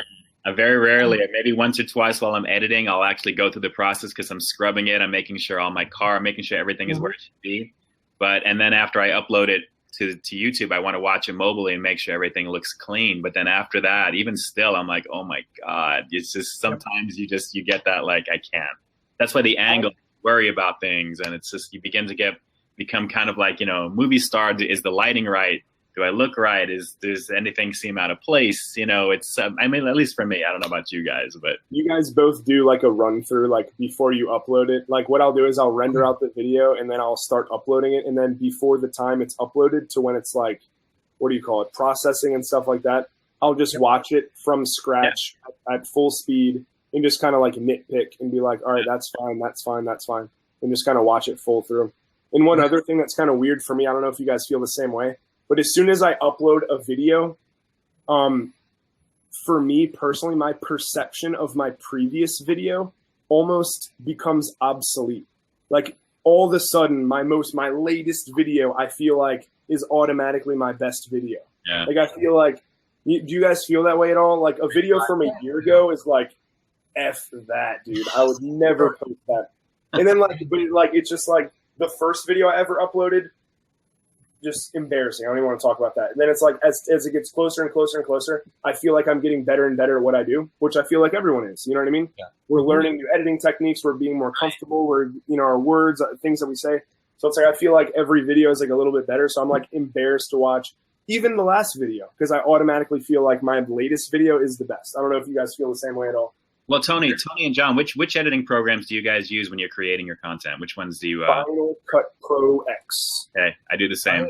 I've been using Sony. It's Sony Movie Studio now. It used to be Sony Vegas, but I've been using that. Sony Vegas Pro 10. Okay. Since they first started coming out. I think my videos have been updated or uploaded. There's so much you can do with it, but you know, I use maybe a quarter of what this program actually does. It's so robust and it's so inexpensive. I mean, you can usually buy the latest version on Amazon for like $50 or something like that, which is really good. As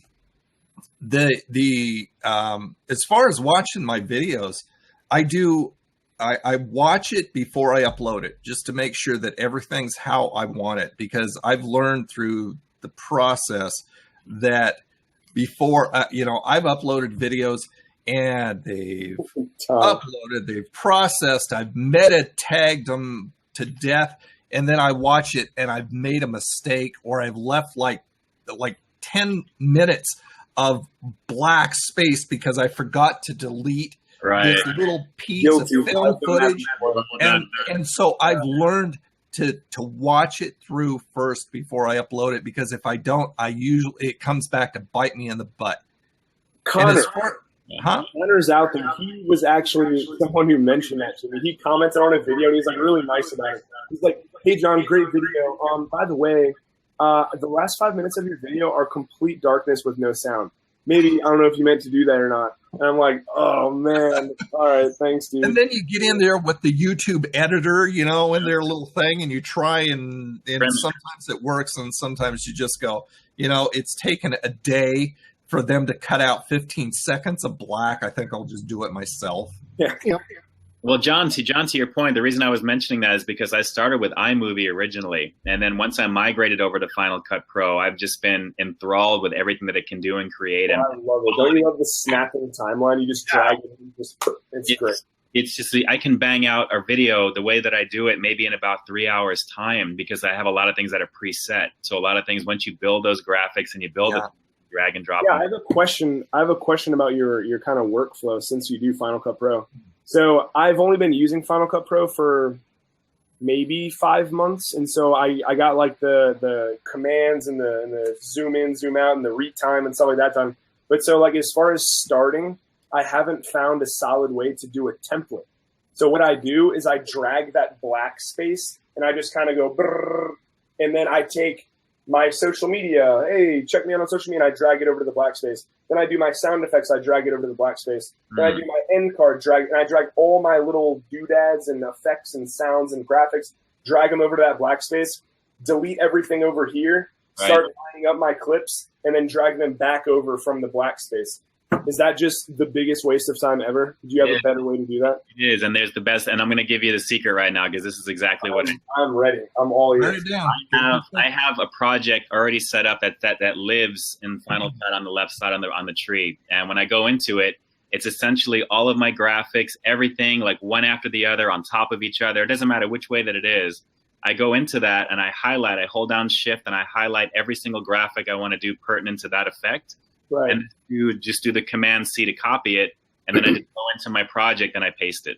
All I do is I cut and paste from that main group, so that way I'm not pulling 5 million pieces at one time into the next thing, and then I have to worry about spread them out and put them where they need to be. And that's it. No, I put the rough of my video in. I have my intro, and then I have my main intro that I've created from when you see the flying clouds, and then after that, it's all of my content that I put in by itself before it's gamma corrected, before it's color coded. Gamma corrected. I go through everything. I go through color correction and everything at the very end for lighting and exposure and everything. But once I have everything set, everything is just in place already. So I have the flow of the video before I do any minor cuts to fix. and then I put the graphics, just cut and pasting. It's just a cut and paste. That's all that it is. Skunkie. Sorry. I do the same thing with Sony Vegas or Sony Movie Studio. I do not recreate the wheel every time. I have created a template, old nerd template, that I bring up, and it consists of my intro. It consists of my end slate with 2 blanks where those 2, click here to go to different videos. That's where they reside. I've got my watermark over the top, and I've got my sound effects down below, the fart sound that I use at the very last, and everything that I usually use in a video as a template. So then all I do is import the new footage that I've just shot, bring it in, arrange it, and then it's good to go. I can usually bang out a video after I've shot it, like maybe an hour at the most. Yeah. Because of the template. Yeah, I used to do the template in Sony Vegas because it doesn't have that snapping timeline. So you can kind of just put things exactly where you want and then save it. And then do, and then just save it as a different file name. And then when you go back to the original, everything's exactly. But so the problem with Vegas is, though, is it likes to, this snapping timeline can be wonderful, but it can also be annoying sometimes. Because like if you put a bunch of files, they just go, and they all just glue themselves together. You can turn that on and off. You can lift it. You can lift from the storyline if you do it that way. You can lift that was like a Final Cut Pro thing. How do you disable? I mean, I'm obviously can Google it. I'll just try to figure it out. Button in the top. Okay, beautiful. That'll probably ease things out then. Nice. Yeah. I'll have to check that out. Thank you. Give me a call and I'll show you. I'll give you a shot of what it looks like when I'm doing it, and I'll show you the template the way it's set, and I'll show you all the graphics are like one after another, or they're on top of each other. It doesn't matter which order because you're never going to use it. It's just there to place your stuff. Yeah, that'd be awesome. I feel like as I progressed, the more graphics I use, like when I first started out, I was like, hey guys, like no graphics at all. But now I like do all these things in Photoshop, and like I redesign my social media stuff. So it definitely gets time consuming. Yeah. But it's like, you know what I mean? Absolutely. So do y'all do that, all the extra, well, I'll tell everybody real quick. I jumped in because it's that time of night where Charlie loses his internet. It's consistently every night between 9 and 10. At some point, his internet goes down. Hey, you made it to 950 though. Well, last night was 948. So okay, hey. Please give him our best. It was a pleasure meeting him. Yeah, he'll be back in just a minute. Real quick question is: do you find that adding all the graphics? I mean, I know it's fun to play with Final Cut Pro and all that stuff. Do you think that you get more viewers and more people to go to your website and everything because you add that stuff at the end of the video? Mm-hmm. It's consistent. People love consistency. Right. And when you do that, and especially when you don't do that, if you take something out or change something, people actually notice that. Yeah. There are times when I didn't have the fart sound effect in, and some people freaked out over it. It's just like, wait, where is this? So people notice those little things. And when you're consistent, it's kind of like an old home type of feeling. It's like the things that we say, as we introduce our videos, eating things so you don't have to. Things like that. The things that Ian says, the things that John say. If I don't say, alrighty, let's eat. Yeah. Forget it, dude. People will freak out. Like that. It's like I said, it's like an old home week. It's in many of the top YouTubers out there have their little slogans, their little lines that they do, and people love it. I agree. John, how about you? Yeah, I mean, big time. Those things, I mean, number one, they lead you to different social media sites. Like, it's always good to kind of just, like, expand your brand to get people on other platforms and stuff like that. But it also just very simply just adds production value. It's like if you have, like any TV show you watch, it's not just footage. Like, it's not just the film, you know what I mean? Like, they're adding, like, their name, host, blah, blah, blah, like co-producer, blah, blah, blah. And they introduce people. There's graphics, there's little sound effects, little quirks, things like that, just kind of to keep people's attention up. Because like anything like KBD production is like, all right, so like I'm not bashing Ken whatsoever at all. I love him. He's great. But it's like he is really, really, really good at like the keeping your attention, like the intros and the graphics and the noises and the screams and the, like when he goes to the drive-thru, it's like the automatic machine gun, like pop, pop, pop, pop, and like the screaming. Like he's so good at that, and I think that it's like everyone has level of like articulation with words and how they explain things, and then there's like level of like personality and then like production value and things like that. And so like I think that Ken's level of production value. So here, let's compare Dame Drops and Ken, okay, to the top dogs. Dame has so much personality he could fill 5 people. Can we agree on that? Absolutely. And so he doesn't really have any graphics. He doesn't really do many sound effects. I mean, he has the earthquake effect in the beginning when he goes, "Duh," but like he really doesn't do much editing or post stuff. Ken, on the other hand, Ken's a great guy, but honestly, he doesn't have quite that in-your-face personality.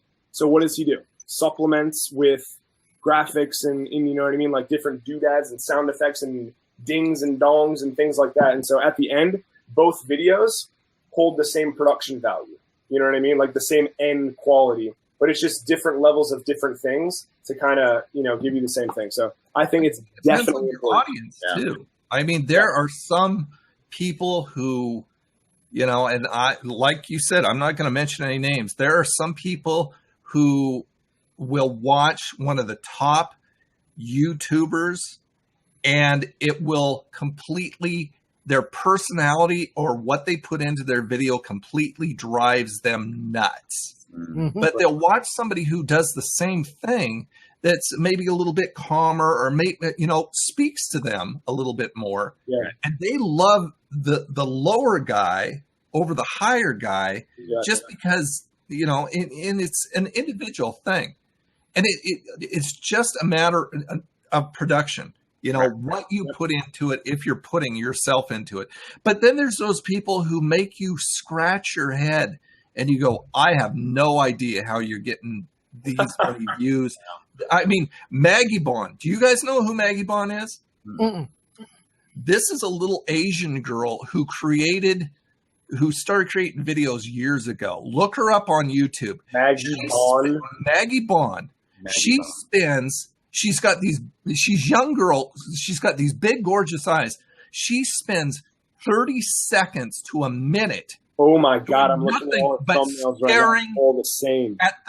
At the camera. She doesn't say a word most of the time. And she's got through the roof views and subscribers. And she does it every single video. There's no difference. She's just staring at the camera with these big, beautiful eyes, doesn't say a word. And you go, I don't understand this. I've invested so much time and so much effort into my videos, and I can't even reach the popularity that she's gotten because I feel like she's like a monster from Silent Hill, and she's going to like transform at any second. And, I've always said, girls get more views than guys. That's just the way it is. If I had boobs, I'd probably get more views. I'm not being critical, but I'm saying like that should happen. That they would just so many views. Oh, Tony, we get a lot of that in the cocktail videos circle as well. Because here, Skunkie and I, we built a nice, simple cocktail. We very clearly explained, here's how you do it. We don't have any distractions on the bar. We don't pile all the bottles on the bar or unnecessary equipment. It just bang, bang, bang, bang. Here's your cocktail. Here's what it tastes like. Here's the mouthfeel, things like that. But then somebody else who will remain nameless comes out the same cocktail, has dancing girls on either side of him, yells a lot. Tipsy bartender? What are you talking about? Oh, did I say that out loud? Oh, my bad. Yeah, you did, John. But yeah, 1 million views on it. I know. Same cocktail. And as sad as it is, that kind of stuff gets views. It's just plain and simple. If you have a chick doing the same thing a guy does, the chick will always get more views. Mm-hmm. Right. The biggest thing I think just personally, guys, is that as long as what you're doing doesn't compromise the vision of the review that you want to create, if you make something that when it's over with, you can feel satisfied with that. I think there should be some level of technical, because naturally in an age where we're trying to vie for people's attention, there needs to be something to keep them engaged to you. Yeah. Whether it's a flashy intro, whether it's something throughout. Now, you don't want to go overload crazy, in terms of having some crazy stuff consistently. But it's that careful balance of delivering the information in an entertaining and informative way, but also flexing your chops if you've got them to really kind of keep that engagement, to keep that level. And by the time you get to the end of the review, you can say to yourself, man, that was pretty quality. I mean, that looks, I would probably want to see what else can this person do? Are there playlists set up on their page? Is there something to keep the engagement there? Because YouTube gives you every tool under the sun to set yourself up for success. It's how you incorporate that, whether it's cards in the upper right-hand corner, whether it's the branding that you do in the bottom right-hand corner, whether it's just the quality of the technical level, whatever it is that you have, just bring your A game every single time as much as possible. Some are going to be winners, some are not going to be winners. But if something resonates with people, that quality, as long as it's consistent, will register, and your subscriber base will. I mean, it's natural. It's organic, the way Tony was saying. It's everything that John was saying in terms of putting all of that together. It's just, once you combine all that with just the passion, that niche, that's your key to success right there. It really is. Maggie Bond has never seen that YouTube player's guide. Wow. I'm going to look them up. I'm going to look her up. I've never seen that. I've never seen it. It's really crazy. It's amazing. All the videos are exactly the same. Definitely look up that channel. Am I going to want to like shoot myself after watching this for like a minute, just staring, getting closer and closer to the screen like this? To see? That's what it is. It's so horrifying. Don't watch a little bit. You know, you sit there and I think one of the things is anticipation. Will she actually say something? She did at the end of the video that I watched. Wow. She was like, you know, if she does say something, it's always in another language. Yep. You don't understand it, but you're thrilled she said something. If I can find a demographic overseas, that's the key, is get international. If you can get international presence, because that's what I'm trying to figure out, how you can get more people to watch you in a foreign country, even if you don't even speak the language, but you have a visual pop. Like if you watch into like K-pop, if you watch any of these K-pop videos of just the crazy effects, you don't even know what they're saying. You know what I've been doing? Because of what it is. That's the key right there. It really is. What I've been doing? Here you go, tricks of the trade. Not that it's been yielding any results for me, but it's an idea if you guys want to try it. I go to Google Translator. I shit you not, okay? I did this one. There's a really popular food reviewer that speaks Arabic. He speaks complete Arabic. The words are like, they look, I mean, it's Arabic. It's the symbols for Arabic. He speaks in Arabic. So I go to Google Translator, found him by translating a food review into Arabic from English, searched it up on YouTube, and here, let me find... Let's see here. It's hilarious. Google. And I commented on it, and I said, great video, man. Keep up the good work. And I translated that from English to Arabic and commented on his video. And I got like 5 people to comment on my videos in straight Arabic. I have no idea what they said, but they must have seen the comments. That's golden. And I'm like, yeah, international, whoa. But it's ridiculous. So, yeah. Google Translate is so bad. I remember watching Rhett and Link do some videos that made fun of Google Translate because they actually sang what Google Translate put out for them. And it's just freaking hilarious. It's a horrible thing to do. Wow. It's just like people doing, you know, I tell people, because I love sharing my expertise about making video and stuff like that. And I watch these people who use that little feature of YouTube that says, oh, well, your video looks a little shaky. Would you like us to fix that? And you do, and it's like 70s drug-induced stuff. Yeah, basically, like, don't do that. Because they don't, your video's not shaky. You're sitting there with the camera. and maybe a hair on your ear moved. And, oh, well, it's shaky. Do you want us to fix that? I don't know about you guys in the chat right now, but I am loving the passion. Let me know, right? Type some comments right now if you guys are digging the passion that is oozing from your screen right now. Because listening to Tony go off, listening to John go off, Charles also going in there. I feel like I'm ready for a cocktail after this is over right now. I am so ready. I will check out Nothing to Say's channel. We'll make you a good cocktail. I still can't find your channel. What is it called again? Where are these cocktails? I want Nothing to Say show. Just a second, I'll get you the link. Show. Nothing to Say show. I mean, you can find it off the page. When I search the Monetization, the first video that comes up is Tony's video special old nerd reviews old nerd reviews interview on Nothing to Say show. You're the first one that comes up. And that is why collabs are great. Mm-hmm. That is why. Because if you put the other person's name in your title, like I put, like have we all done a collab with Joey? No. Joey and I are talking about it. We'll probably put one out next week. I have actually messaged Joey. I've messaged and Joey has not responded to me. I've done one with Connor. I'm sure he will. Joey's amazing. Like he reached out to me to do it. I'm like, dude, you have literally 30 more thousand subscribers than me. Why do you want to do this? But in reality, I was like, absolutely, yes, I'd love to. Fantastic. When can we do it? I'd love to do one with Joey, but he's never responded. I've sent messages on Facebook as well as through YouTube, and I figured, okay, maybe when the time is right, I'm not sure. Maybe I don't know if he's getting them or what, but I would love to. He's a really busy guy, and I'll tell you from experience because he actually contacted me. He made a comment on one of my videos. We should do a collab together. I said, great, let's do it. So I messaged him back. I PM'd him. And then, then he gave me his email and I started emailing him and I was never hearing anything back. And I'm going, I don't get this.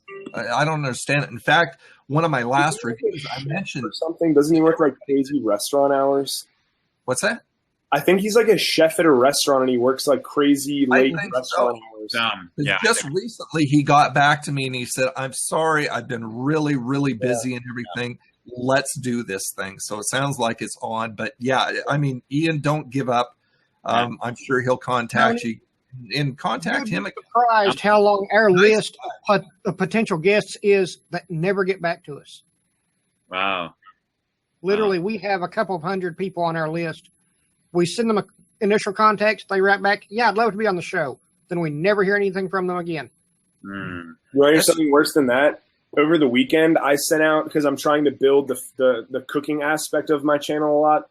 So I decided, Joey and I we did 2 collabs. One of them, we did a cooking collab around Thanksgiving where we did both of us did cooking videos. So I was like, idea, let's reach out to some just straight up cooking channels around the same subscribers, like, 1,000 to 10,000, like around that. And I probably emailed 40 channels. You know how many responses I got back? How many? 40 channels, and it's been almost a week. Well, I started on like Thursday or Friday. I got 2 responses. I was like, dude, are you freaking kidding me? Like people, I feel like if people understood how beneficial collabs were, I feel like a lot more people would do collabs. Like, Ian, I've been wanting to ask you.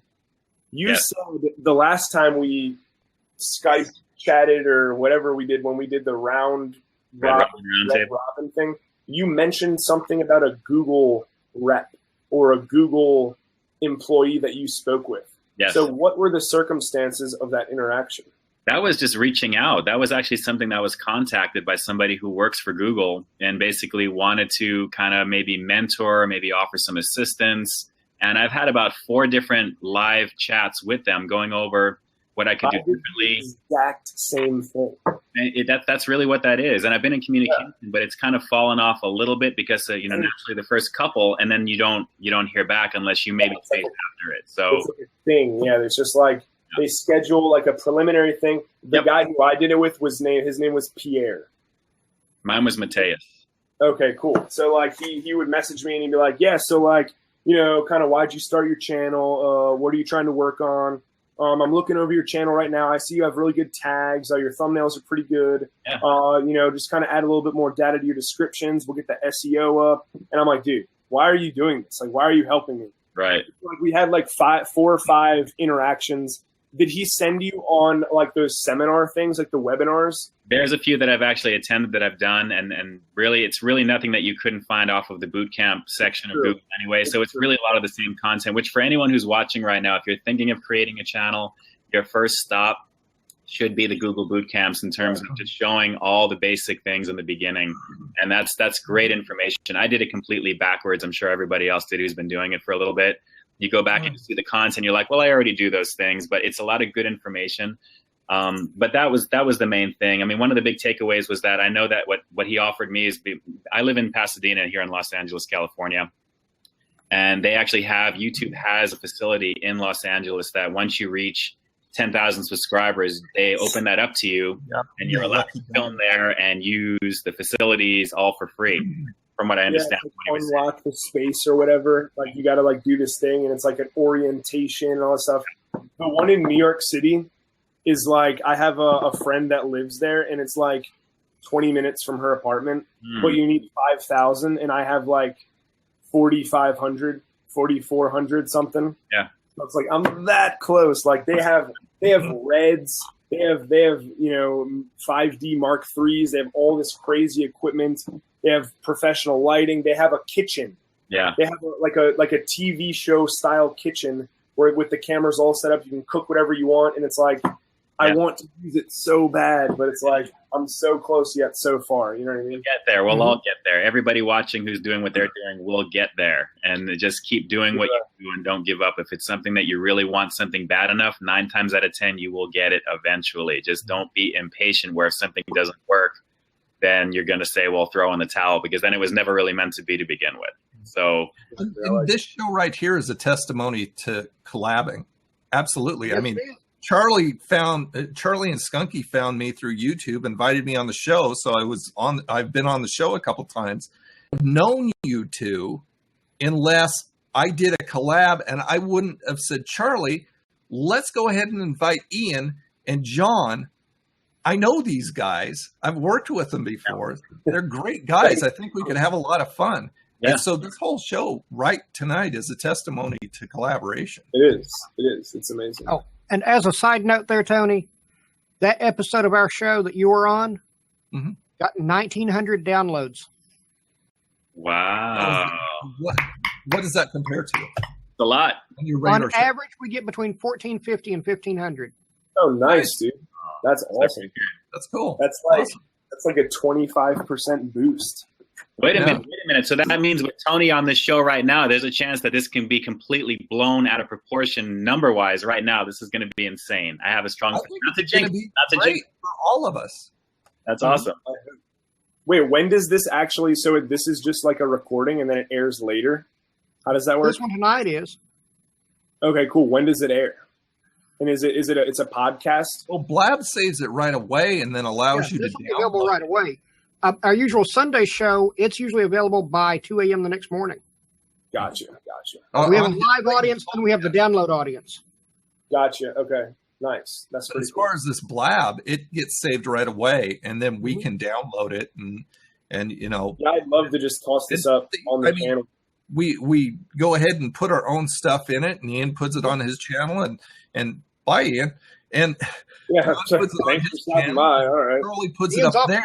We're all getting each other's audience. It's wonderful. It is. It's great. Well, I love it. I'm getting dizzy being shuffled around here. I know. It's like we're like sliding around here.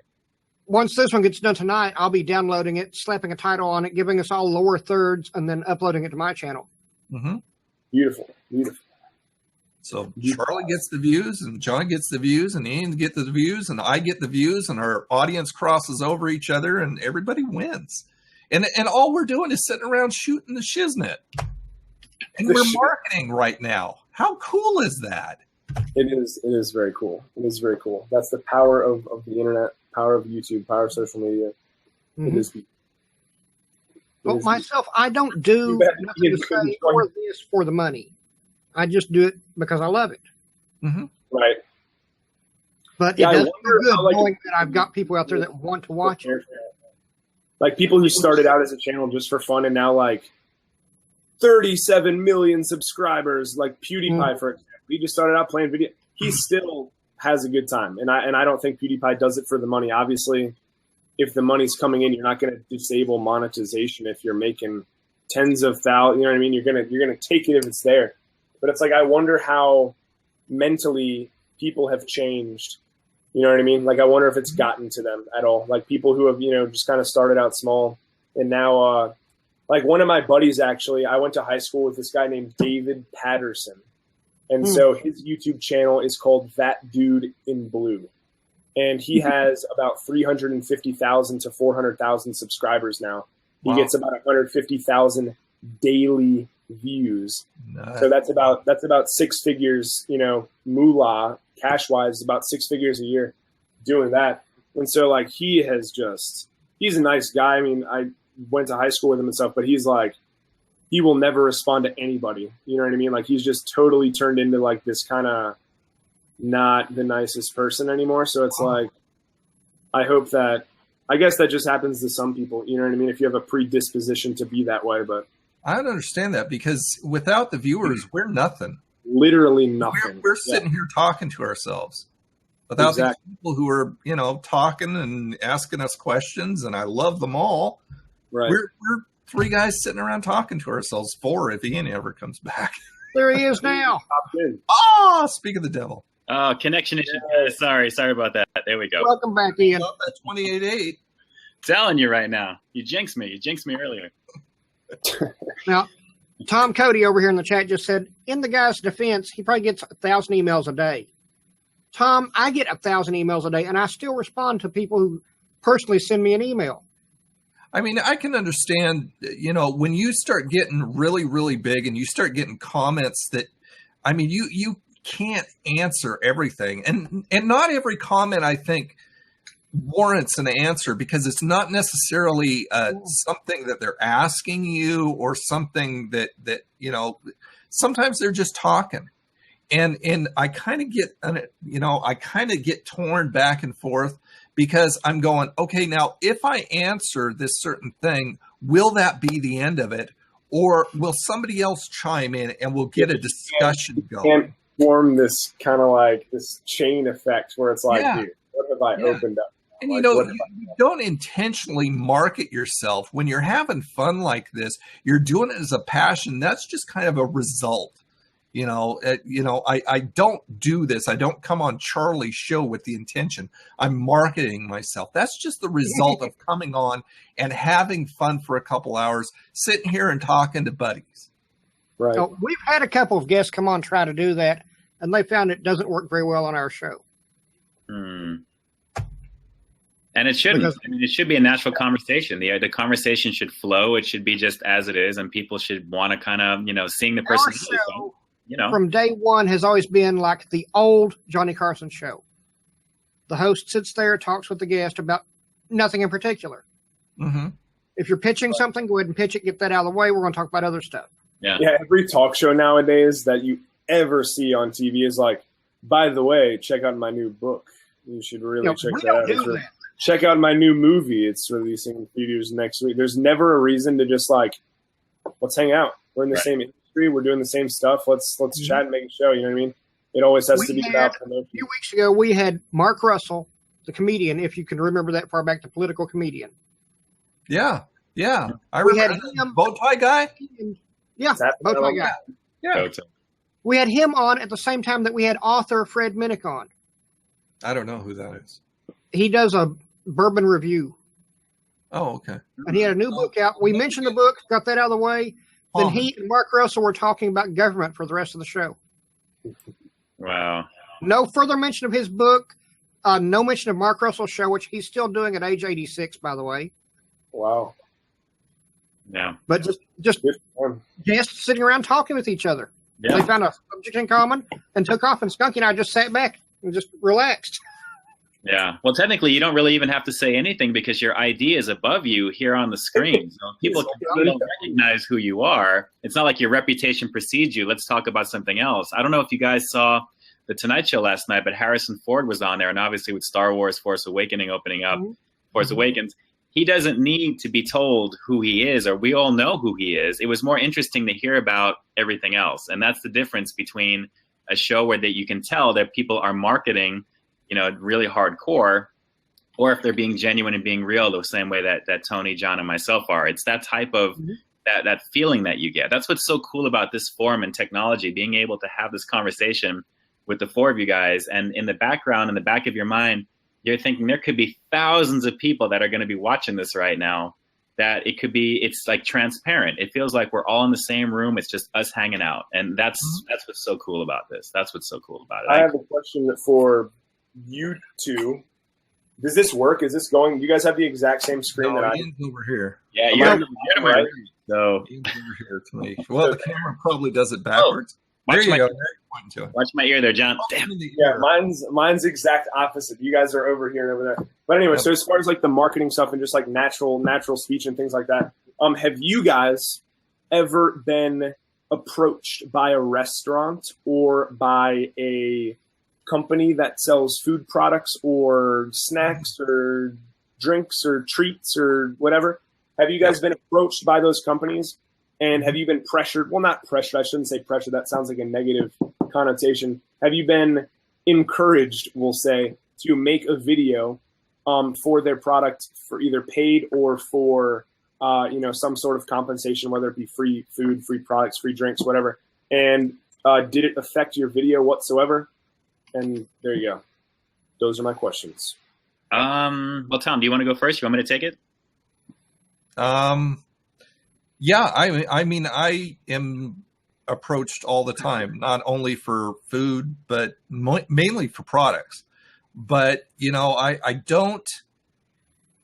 I will not jeopardize my viewership. If it's got to be something nerdy, otherwise I turn it down. I don't care if you're offering me money for it or free product or whatever. It's got to be nerdy. Like here's a company that sent me, I'm going to do a review on this. This is a power pack. So if your cell phone or your laptop or tablet or whatever, if you're out and about, you lose power, go ahead and plug this thing in and it'll recharge it completely. This is cool. Now I've had one of these before. I bought myself an Amazon Basics one, but they asked me if I wanted to do a review on this one. I said, sure, this is nerdy enough, because if I like it, then I know it's nerdy enough. If you ask me to do, like I said, slippers or something stupid like that, I won't do it on my, I don't care whatever you offer me. In fact, I've got one person who contacted me through my Facebook page and said, I want you to review, would you like to review some Russian snacks? So he's in Russia. He's actually sending me a package of Russian snacks to review. And that sounds like fun, stuff that I've never done before. Very few times I'll tell somebody no. There are people who will want me to, somebody who wants me to do a review on the Takis purple bag. And I can't remember what they're called, but I looked at them the other night and they're extreme as far as the heat. And I don't do heat well. So, it's like you want to see me burn my mouth off. That's what you want to see. Because if you're asking me for an honest review, I'm not going to be able to give you one because I don't enjoy hot stuff. I can't understand people who enjoy hot stuff. So, and I don't want to give it it sucks, because it may be wonderful for you if you enjoy that kind of hot stuff. So it sucks to me, but it's not a fair review. I can't get past the heat. It's uncomfortable to me. I refuse to believe that people truly enjoy. I don't want to spend money on something that hurts. Huh? I'm sorry? I refuse to believe that people enjoy that truly spicy. Like sriracha, great. Hot sauce, great. Like, a ghost pepper, maybe. But anything above that, it's like, I honestly feel like it's like a pissing contest at that point, or a blank measuring contest at that point. It's like, it's just about the perception of kind of being, I wouldn't want to say cool, but it's like the people who eat like 2 Carolina Reapers and are like, that was great. I'm like, dude, you're a liar. Like, just stop that. Just stop. Like, I love KFC hot wings. Absolutely a fan of KFC hot wings, but don't give me the wet buffalo stuff. I don't enjoy it. I don't want to spend money on something that makes me uncomfortable. That to me just seems like a waste. Right. I mean, part of it too is I think that some of these people who are out trying to solicit reviews, because I get emails all the time. Personally, for me, it's a lot of like, would you like to take a look at the latest spyware of like either pens that can record things and things technically, which I would probably want to check out, but it's not creepy. It's a weird fit. Recently this morning, and John, it's funny you mentioned this, I got an email from a company that wants me to take a look at a humidifier. And I'm thinking, I don't think this person or this company has taken a look at my channel, because technically my channel. That's what I'm saying. It's strange.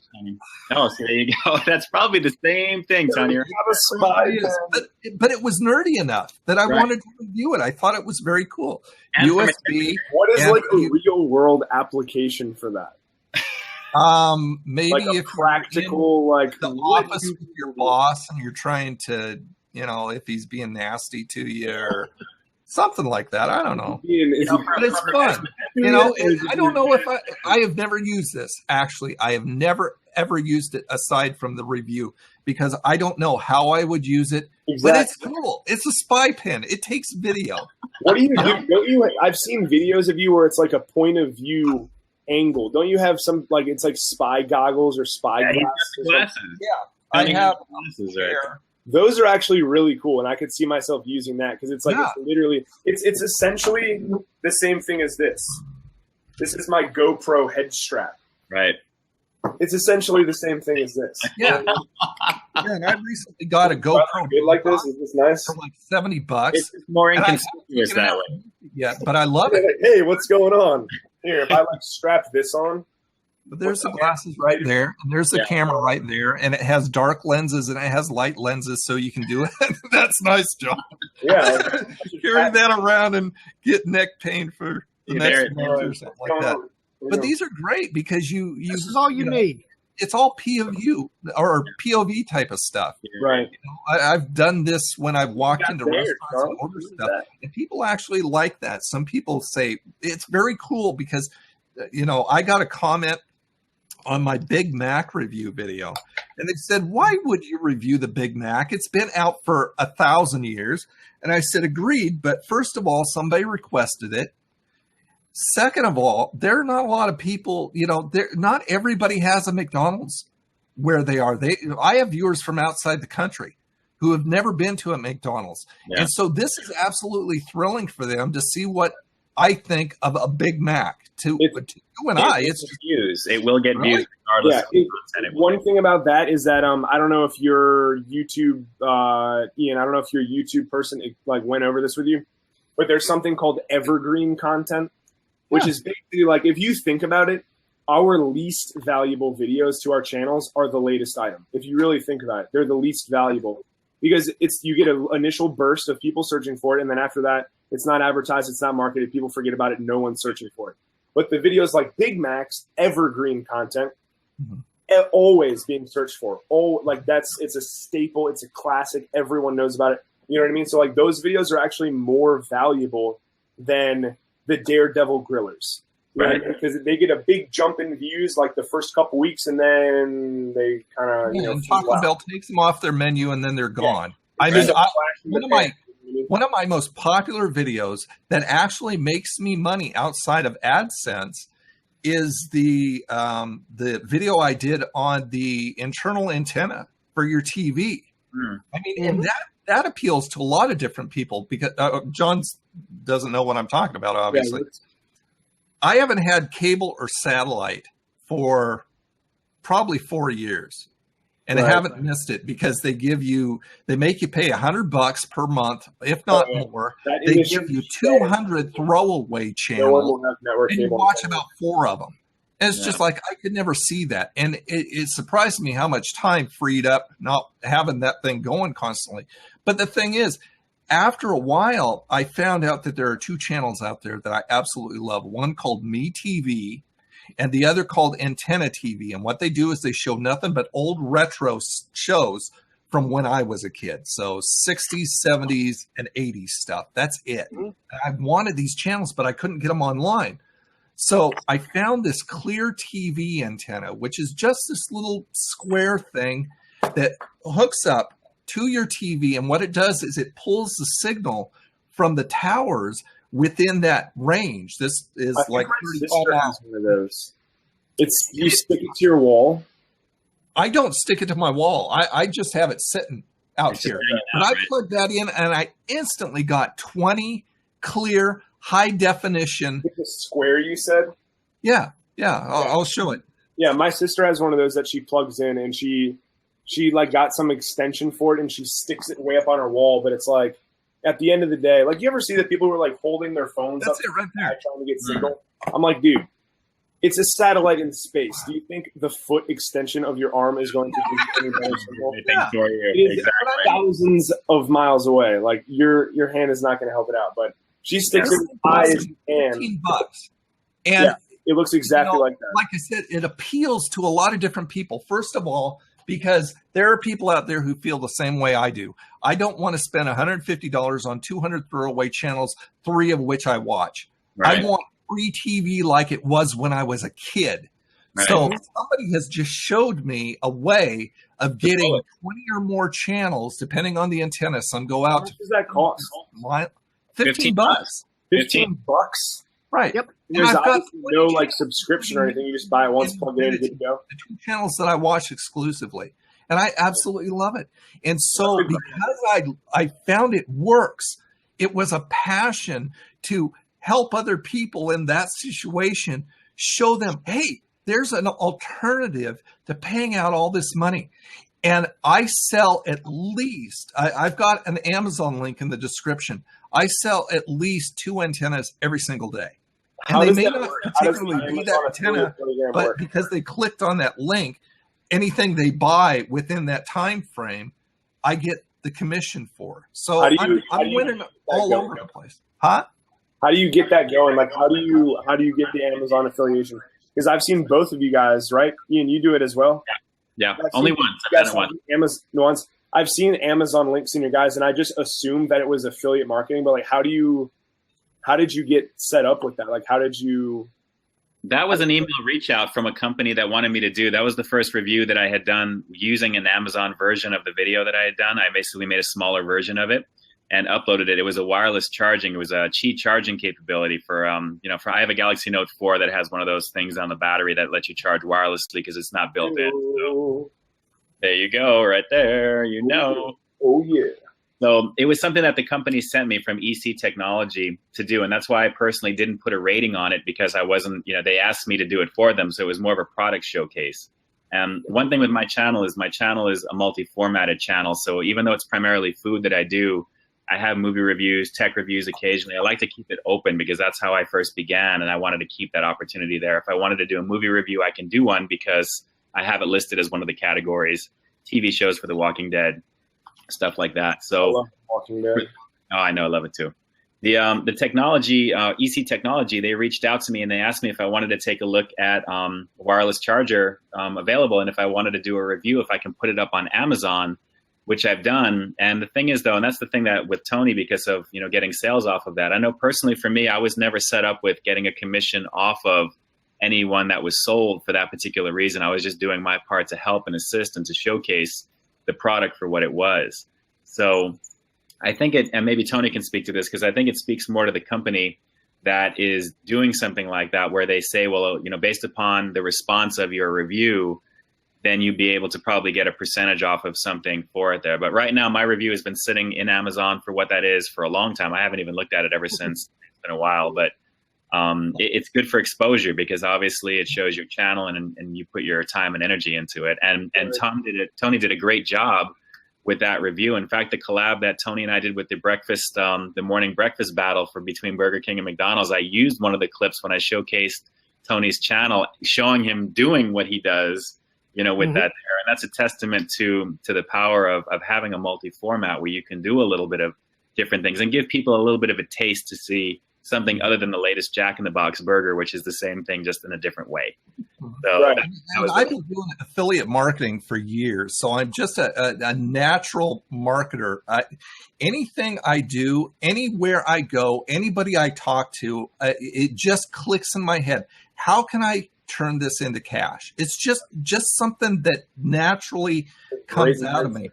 So, setting up an affiliate program, like going through a place like Commission Junction, which is a huge depository of all types of brands that you can sign up as an affiliate for. And anytime you make a sale, I mean, there's pay-per-clicks, which really don't exist anymore because of click fraud, but they have pay per signups, like maybe if you have an affiliate relationship with a insurance company and somebody asks for a quote. If they do that online, through your affiliate link, you'll get a commission off of it. But the most common is pay per sale, which is like Amazon and other stuff. But the thing is that, you know, like I said, no matter what I'm doing, when I found that antenna, I absolutely loved it. And the initial reaction was, I want to share this with other people and tell them that you can get out from under the thumb of cable and satellite companies. But then I thought, okay, you know what? I bet you Amazon sells this thing. So I have an affiliate relationship with Amazon, which I just signed up for. And they have a little ribbon banner along the top when you're an affiliate. And you just, there's a button that makes a short link, a short affiliate link for you. And then you just add it in your description or wherever else. That's an affiliate link. When somebody clicks on that thing and they actually buy that product, or with Amazon, Amazon sells everything. So, you know, if they buy a completely unrelated product, but they went through your affiliate link, you will get the commission off of it. Really? Yeah. Awesome. You gotta look into that. Affiliate marketing is freaking awesome. I've made my YouTube channel. So many people search for stuff on there. Like, there's a lot of traffic that goes through there.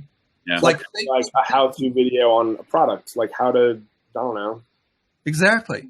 You know, you show them a product and you go, okay, if you want to buy that product or you want to take a look. I mean, I make a lot of commissions off of my video glasses too, on my throwaway channel, just because I've used them, and I put the link down below because people were curious about it and they ended up buying it. Yeah, just something as simple as like one of my cooking videos and use a certain knife or use a certain frying pan or use a piece of equipment or something, and then be like, you know, the knife was used by this. This is the brand. Right. The link. Yeah, that's product placement. And, you know, I did that. I had what I turned in, it was actually on my throwaway channel, and I put it over on here and remarketed it for the Old Nerd, but did a Old Nerd kitchen in the kitchen with Old Nerd. So, and it was on making matcha tea Rice Krispie treats, which is a very rich, savory type of tea. It's a green tea, and it turns these things completely green. But this company called me and they said, would you go ahead and market our green tea? And I said, well, let me go ahead and see some recipes. Do you have some recipes I can look at? And so they gave me all this selection of recipes, and I found this Rice Krispie one that I thought would be fun. And so I made the video. I have the tea. I said, this is the tea that I'm using in the Rice Krispie treats. And they paid me for that. That's crazy. Yeah. They paid me like it's good money if you can get it. It was like $80. Really? Yeah, just for a product placement. All right, I need to get down with this stuff. You guys are... Yeah, I mean, because then you're making money off the AdSense off your videos. You're making money off the affiliate links, and you know, 50 million different ways. If you can take one piece of content and make a number of different ways of revenue, you know, the main key is totally passive revenue. If you can make totally passive revenue, which is basically what AdSense is on your videos, set it and forget it. Well, you know what's interesting is YouTube recently launched something where it recognizes products and things in your videos, and then supposedly there's supposed to be a card or something that pops up leading you to buy that product directly. So it's indirectly doing similar, just like Tony, you're saying there. It's giving you the avenue, because that's the future, because of so many people watching YouTube videos, and you have technically product placement all over the place. Like John, if you were to do Taco Bell's latest and greatest, you know, once you show it, or there's something on your screen which the algorithm picks it up, pings it, and the next thing you know, it takes you to, say, the Taco Bell mobile app, so you can order it directly. And oh, guess what? There's a promotion. You can get a free so-and-so if you order this particular whatever. You know, it's limitless in terms of the future of where that's going there. But that's very valid. Go to CJ.com, John. You will have a ball. CJ.com. CJ.com. That's Commission Junction. That's the depository.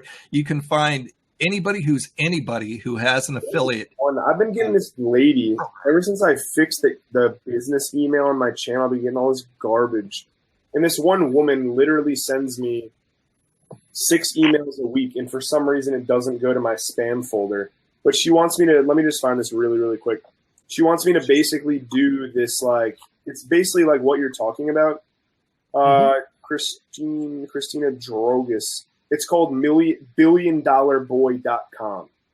And so you're essentially, they work out deals for you like a broker. So they'll work with, right here, Audio Technica. So here we have some Audio Technica headphones, all right? So they'll do brokerage and set up a deal with Audio Technica. Nice. Yeah, they're really seriously great equipment, so much better than Beats. Beats just spends all their money on marketing, and they actually spend their money on making solid stuff. So they would work out a deal and be like, all right, so it's strictly numbers. They'll be like, all right, this guy gets 7,000 views a day. He has 15,000 subscribers, and he does tech videos. All right, cool. So we'll work out a deal for you, Audio Technica. You make a video reviewing these headphones. You don't need to do an affiliate link. You don't need to do anything like that. You just review the headphones, and they'll give you like a flat $500 or like a flat $1,000. So at first I was like, it sounds pretty, reasonable. I mean, a flat rate, real quick. No, you don't have to sell anything. You're just doing a review on a video. I mean, you're just simply exposing it. So then the more I got into it, she wants me to sign, well, not me, anyone who does this, a 2-year contract. And it's like a non-disclosure. So it's like you have to work just with them. And then they take like 20% off the top. And I'm like, what is the point of signing a contract? Because like, if you have a good service and I'm happy with it and I'm pleased with it, wouldn't I continue to use it? Like, clearly you have a high turnover rate and people aren't satisfied, and that's why you have to lock them in. So I was like, no, thank you. Yeah, don't force my hand. If I find I like it, I'll sing it from the rooftops. Exactly. John, just the other day, we got an invite from Skunkie. What was the name of that affiliate company that wanted us?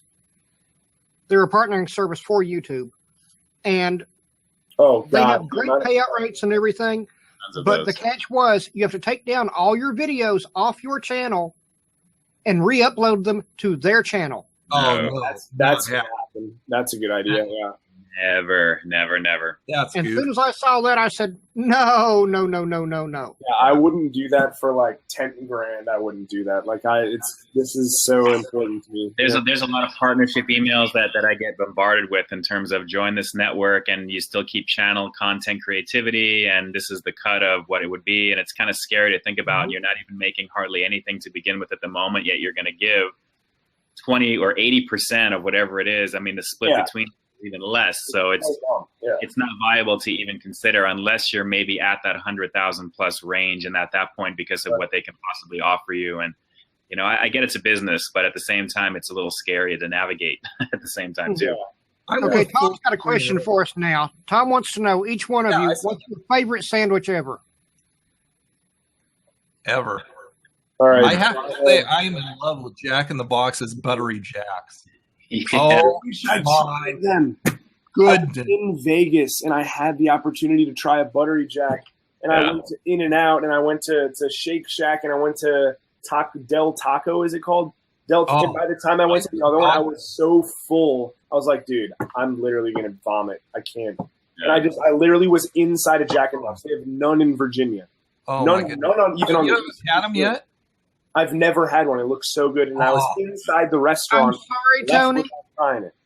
I'm sorry, Tony. Every time I hear you say that, and I've watched your review, but every time I hear you say that, I have a 12-year-old moment.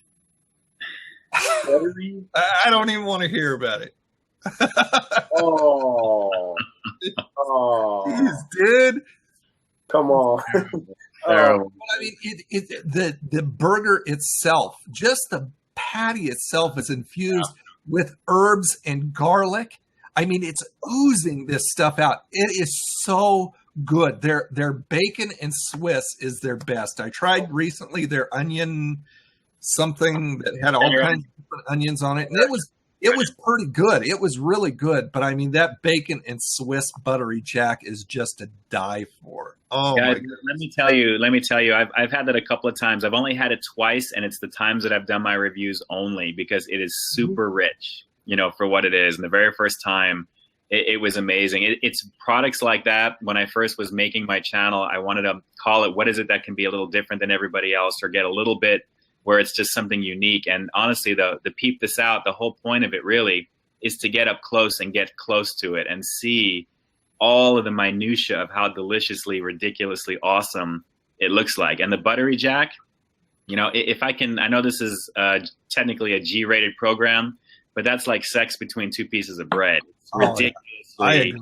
I agree. I'm saying to people, know that Charles agrees, Mr. Buttery Jack. Yes. But let me just say, I will say that is the definition of bomb sexy from a fast food restaurant right now. It is the buttery jack from Jack in the Box. Can you guys like freeze one and mail me one, please, or like do something? So I'm really expecting Jack in the Box to go ahead and contact me and you and work out a little deal here. A little buttery. Putting them over the top. Yeah. I've done 2 of them. They're good. So what about you, John? So I've been thinking about it, and so like I have 2. I'm gonna say the close second is gonna be the Meat Mountain. Yeah. Just because Arby's is the quality of meat at Arby's, the chicken, the beef. I mean, everything is just so good, and I mean, you just put everything on a bun. It's an outrageous amount of meat. It reminds me of I don't know if you guys have ever been in New York City, the Carnegie Deli. Yeah. They give you like a pastrami sandwich like this big, and so it reminded me of that. And then it's only $10. So it's like you're getting Arby's is a premium. Well, no, I mean like compared to for Arby's, you know what I mean? Like you get like a large beef and cheddar, fries, and a drink, and it's $10 essentially. Yeah, so it's not bad for that. But number 1, my favorite sandwich, the tastiest, most delicious sandwich that I've ever had in my entire life, is Which Witch's The Wicked. And I got you get 3 cheeses. I got like blue cheese, Swiss cheddar. You get bacon, you get all different kinds of meat. The bread is toasted. It's like honey mustard, all these veggies, black olives. I think I gave it an 11 out of 10 on the video. Wow. And I never go above 10. I've but never heard of the place. Yeah. Which The Wicked. It's unbelievably amazing. Yeah, it's so good. It's everything you ever want. Is it a what? Is it a fast food place? It's like a fast casual. It's kind of like the Chipotle of sandwiches. Like Quiznos. It's Subway. When you consider Subway's like McDonald's, this is kind of like the upper echelon of just really delicious. The quality is insane. I mean, it's so good. Yeah, look up The Wicked. You literally choose like, what is it, Ian? You go there a lot. Is it 5 meats and 3 cheeses? Yeah, it's at least 5 meats and 3 cheeses, and it's one of their signature ones there. I reviewed that on my channel, and that was the first Which review that I had done, and it was everything that it was prophesized to be, and it really it was amazing. So it's incredible. Like blue cheese crumbles are an option. I love blue cheese crumbles. They're tangy and creamy. It's all options. It's all options. Like licking between somebody's toes to me, It's just like, if I want that taste, I'll just go ahead and lick between somebody's toes. You know what? I used to hate it too. It grew on me there. It's an acquired taste. That toe taste, it really grew on me. Yeah. I wanted to ask you, and I'm not sure if it was you or Connor. Did you recently do the fondue fries from Wendy's, or was that Connor?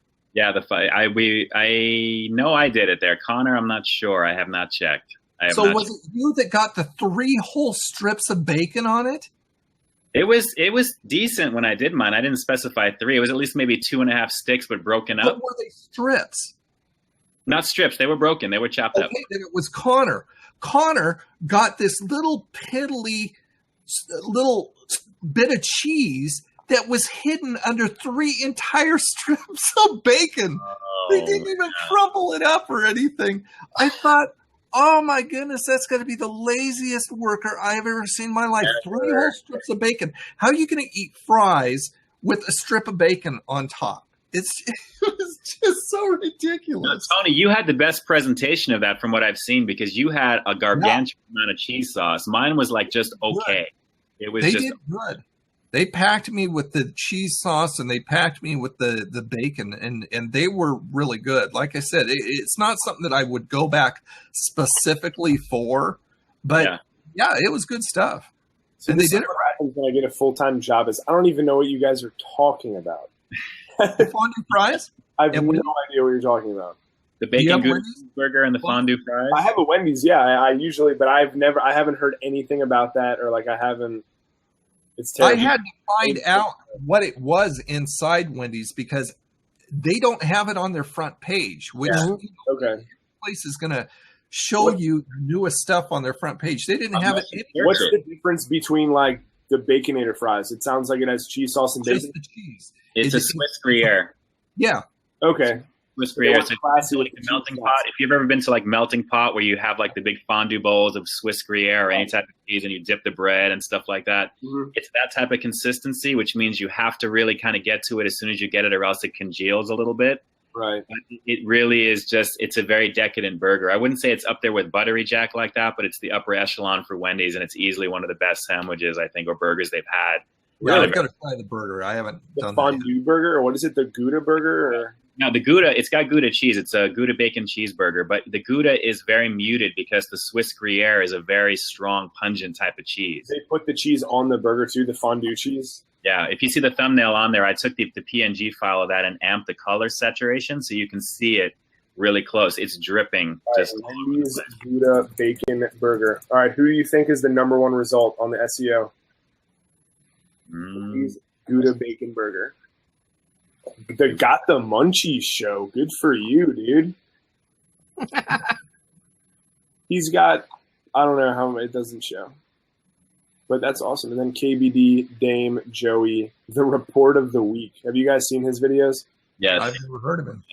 I love him. The report of the week. He does it in like, he's like the most like calm and collected individual, and he wears like a suit and tie for all of his videos. He's like, hello. Today we will be reviewing the Friday's rolls. Charles, he's wearing a jacket, Charles. He's wearing a jacket. Yeah, he wears a jacket. You got the vest. You're good. You're good. That's brilliant. What he's just done is he's branded himself. Absolutely. He has branded himself. Yeah, it is really good. But so Mr. Happy is right under Dame. And then the food review. Yeah, Connor. Robert Dyer. Have you guys seen Robert Dyer? Yeah, he's a good guy. Dude, Robert Dyer is like... I was driving through the drive-thru and holy smokers. Holy smokers. Holy smokers. I have to watch this guy. It's funny that the reckless eating video that Matt put out with all of us, there's probably 75% of those people I had no idea. I know. I didn't know this thing was so huge. I had no idea there was that many of us. Hey guys, real quick, just to answer Tom's question, I'm going to tell you, aside from just the best sandwich, just speaking from the West Coast point of view, I'm going to definitely go with the Meat Mountain from John, because that is just ridiculous for something that was just made, and really just the social media that went viral on that one. That's just an amazing thing. But here on the West Coast, we have a place called The Hat. And if you guys are familiar here in Southern California, I'm big on pastrami. And I've done a couple of reviews there. I did the actual sandwich way back in the day, and they have pastrami fries, pastrami chili fries, which are just ridiculous. So the pastrami is hands down my favorite sandwich, or something local by far. Nice. Really good stuff. I love pastrami. Something that I've got an advantage of living in the Portland area is that I'm going to start doing. First of all, I need to go down and do a review of Voodoo Donut. Everybody freaks over Voodoo Donut. Yeah. But Portland has got probably over 800 food carts now. Wow. And it's just like, I've got like a plethora to choose from down there. So I'm going to start probably getting into that, kind of like along I just tripped over that eating the dollar stores thing. I just absolutely tripped over that. Which I love, by the way. Loves that. It's awesome. It's fun to do and it's easy to do, but everybody just flipped out over that, and I didn't think it was going to be a big deal. Yeah, so I figured, okay, well, I'm going to do it and stuff. I'm like, there's no way this is going to be good, and you're like, not bad. I'm like, dude, no way. That's awesome. I have been so totally shocked by most of the stories. Good, and it is. That ribeye steak was a total surprise for me, and I knew that would get a lot of attention, because who's going to buy a $1 ribeye steak? Yeah. And it was actually good. It was thin, but it was actually good. And when I was there getting it, I saw somebody walk away with an armful of these things, and he said, I live on a real tight budget, and I love these things. Wow. Okay. Tony, I enjoyed the mac and cheese review. The mac and cheese review for the dollar store thing was great. It was just great. just the little container. It was seriously stuff like that. I'm down with. I'm always down with Mac. Most of those stuff, not the name brand stuff, but the store bought stuff, or the store brand stuff.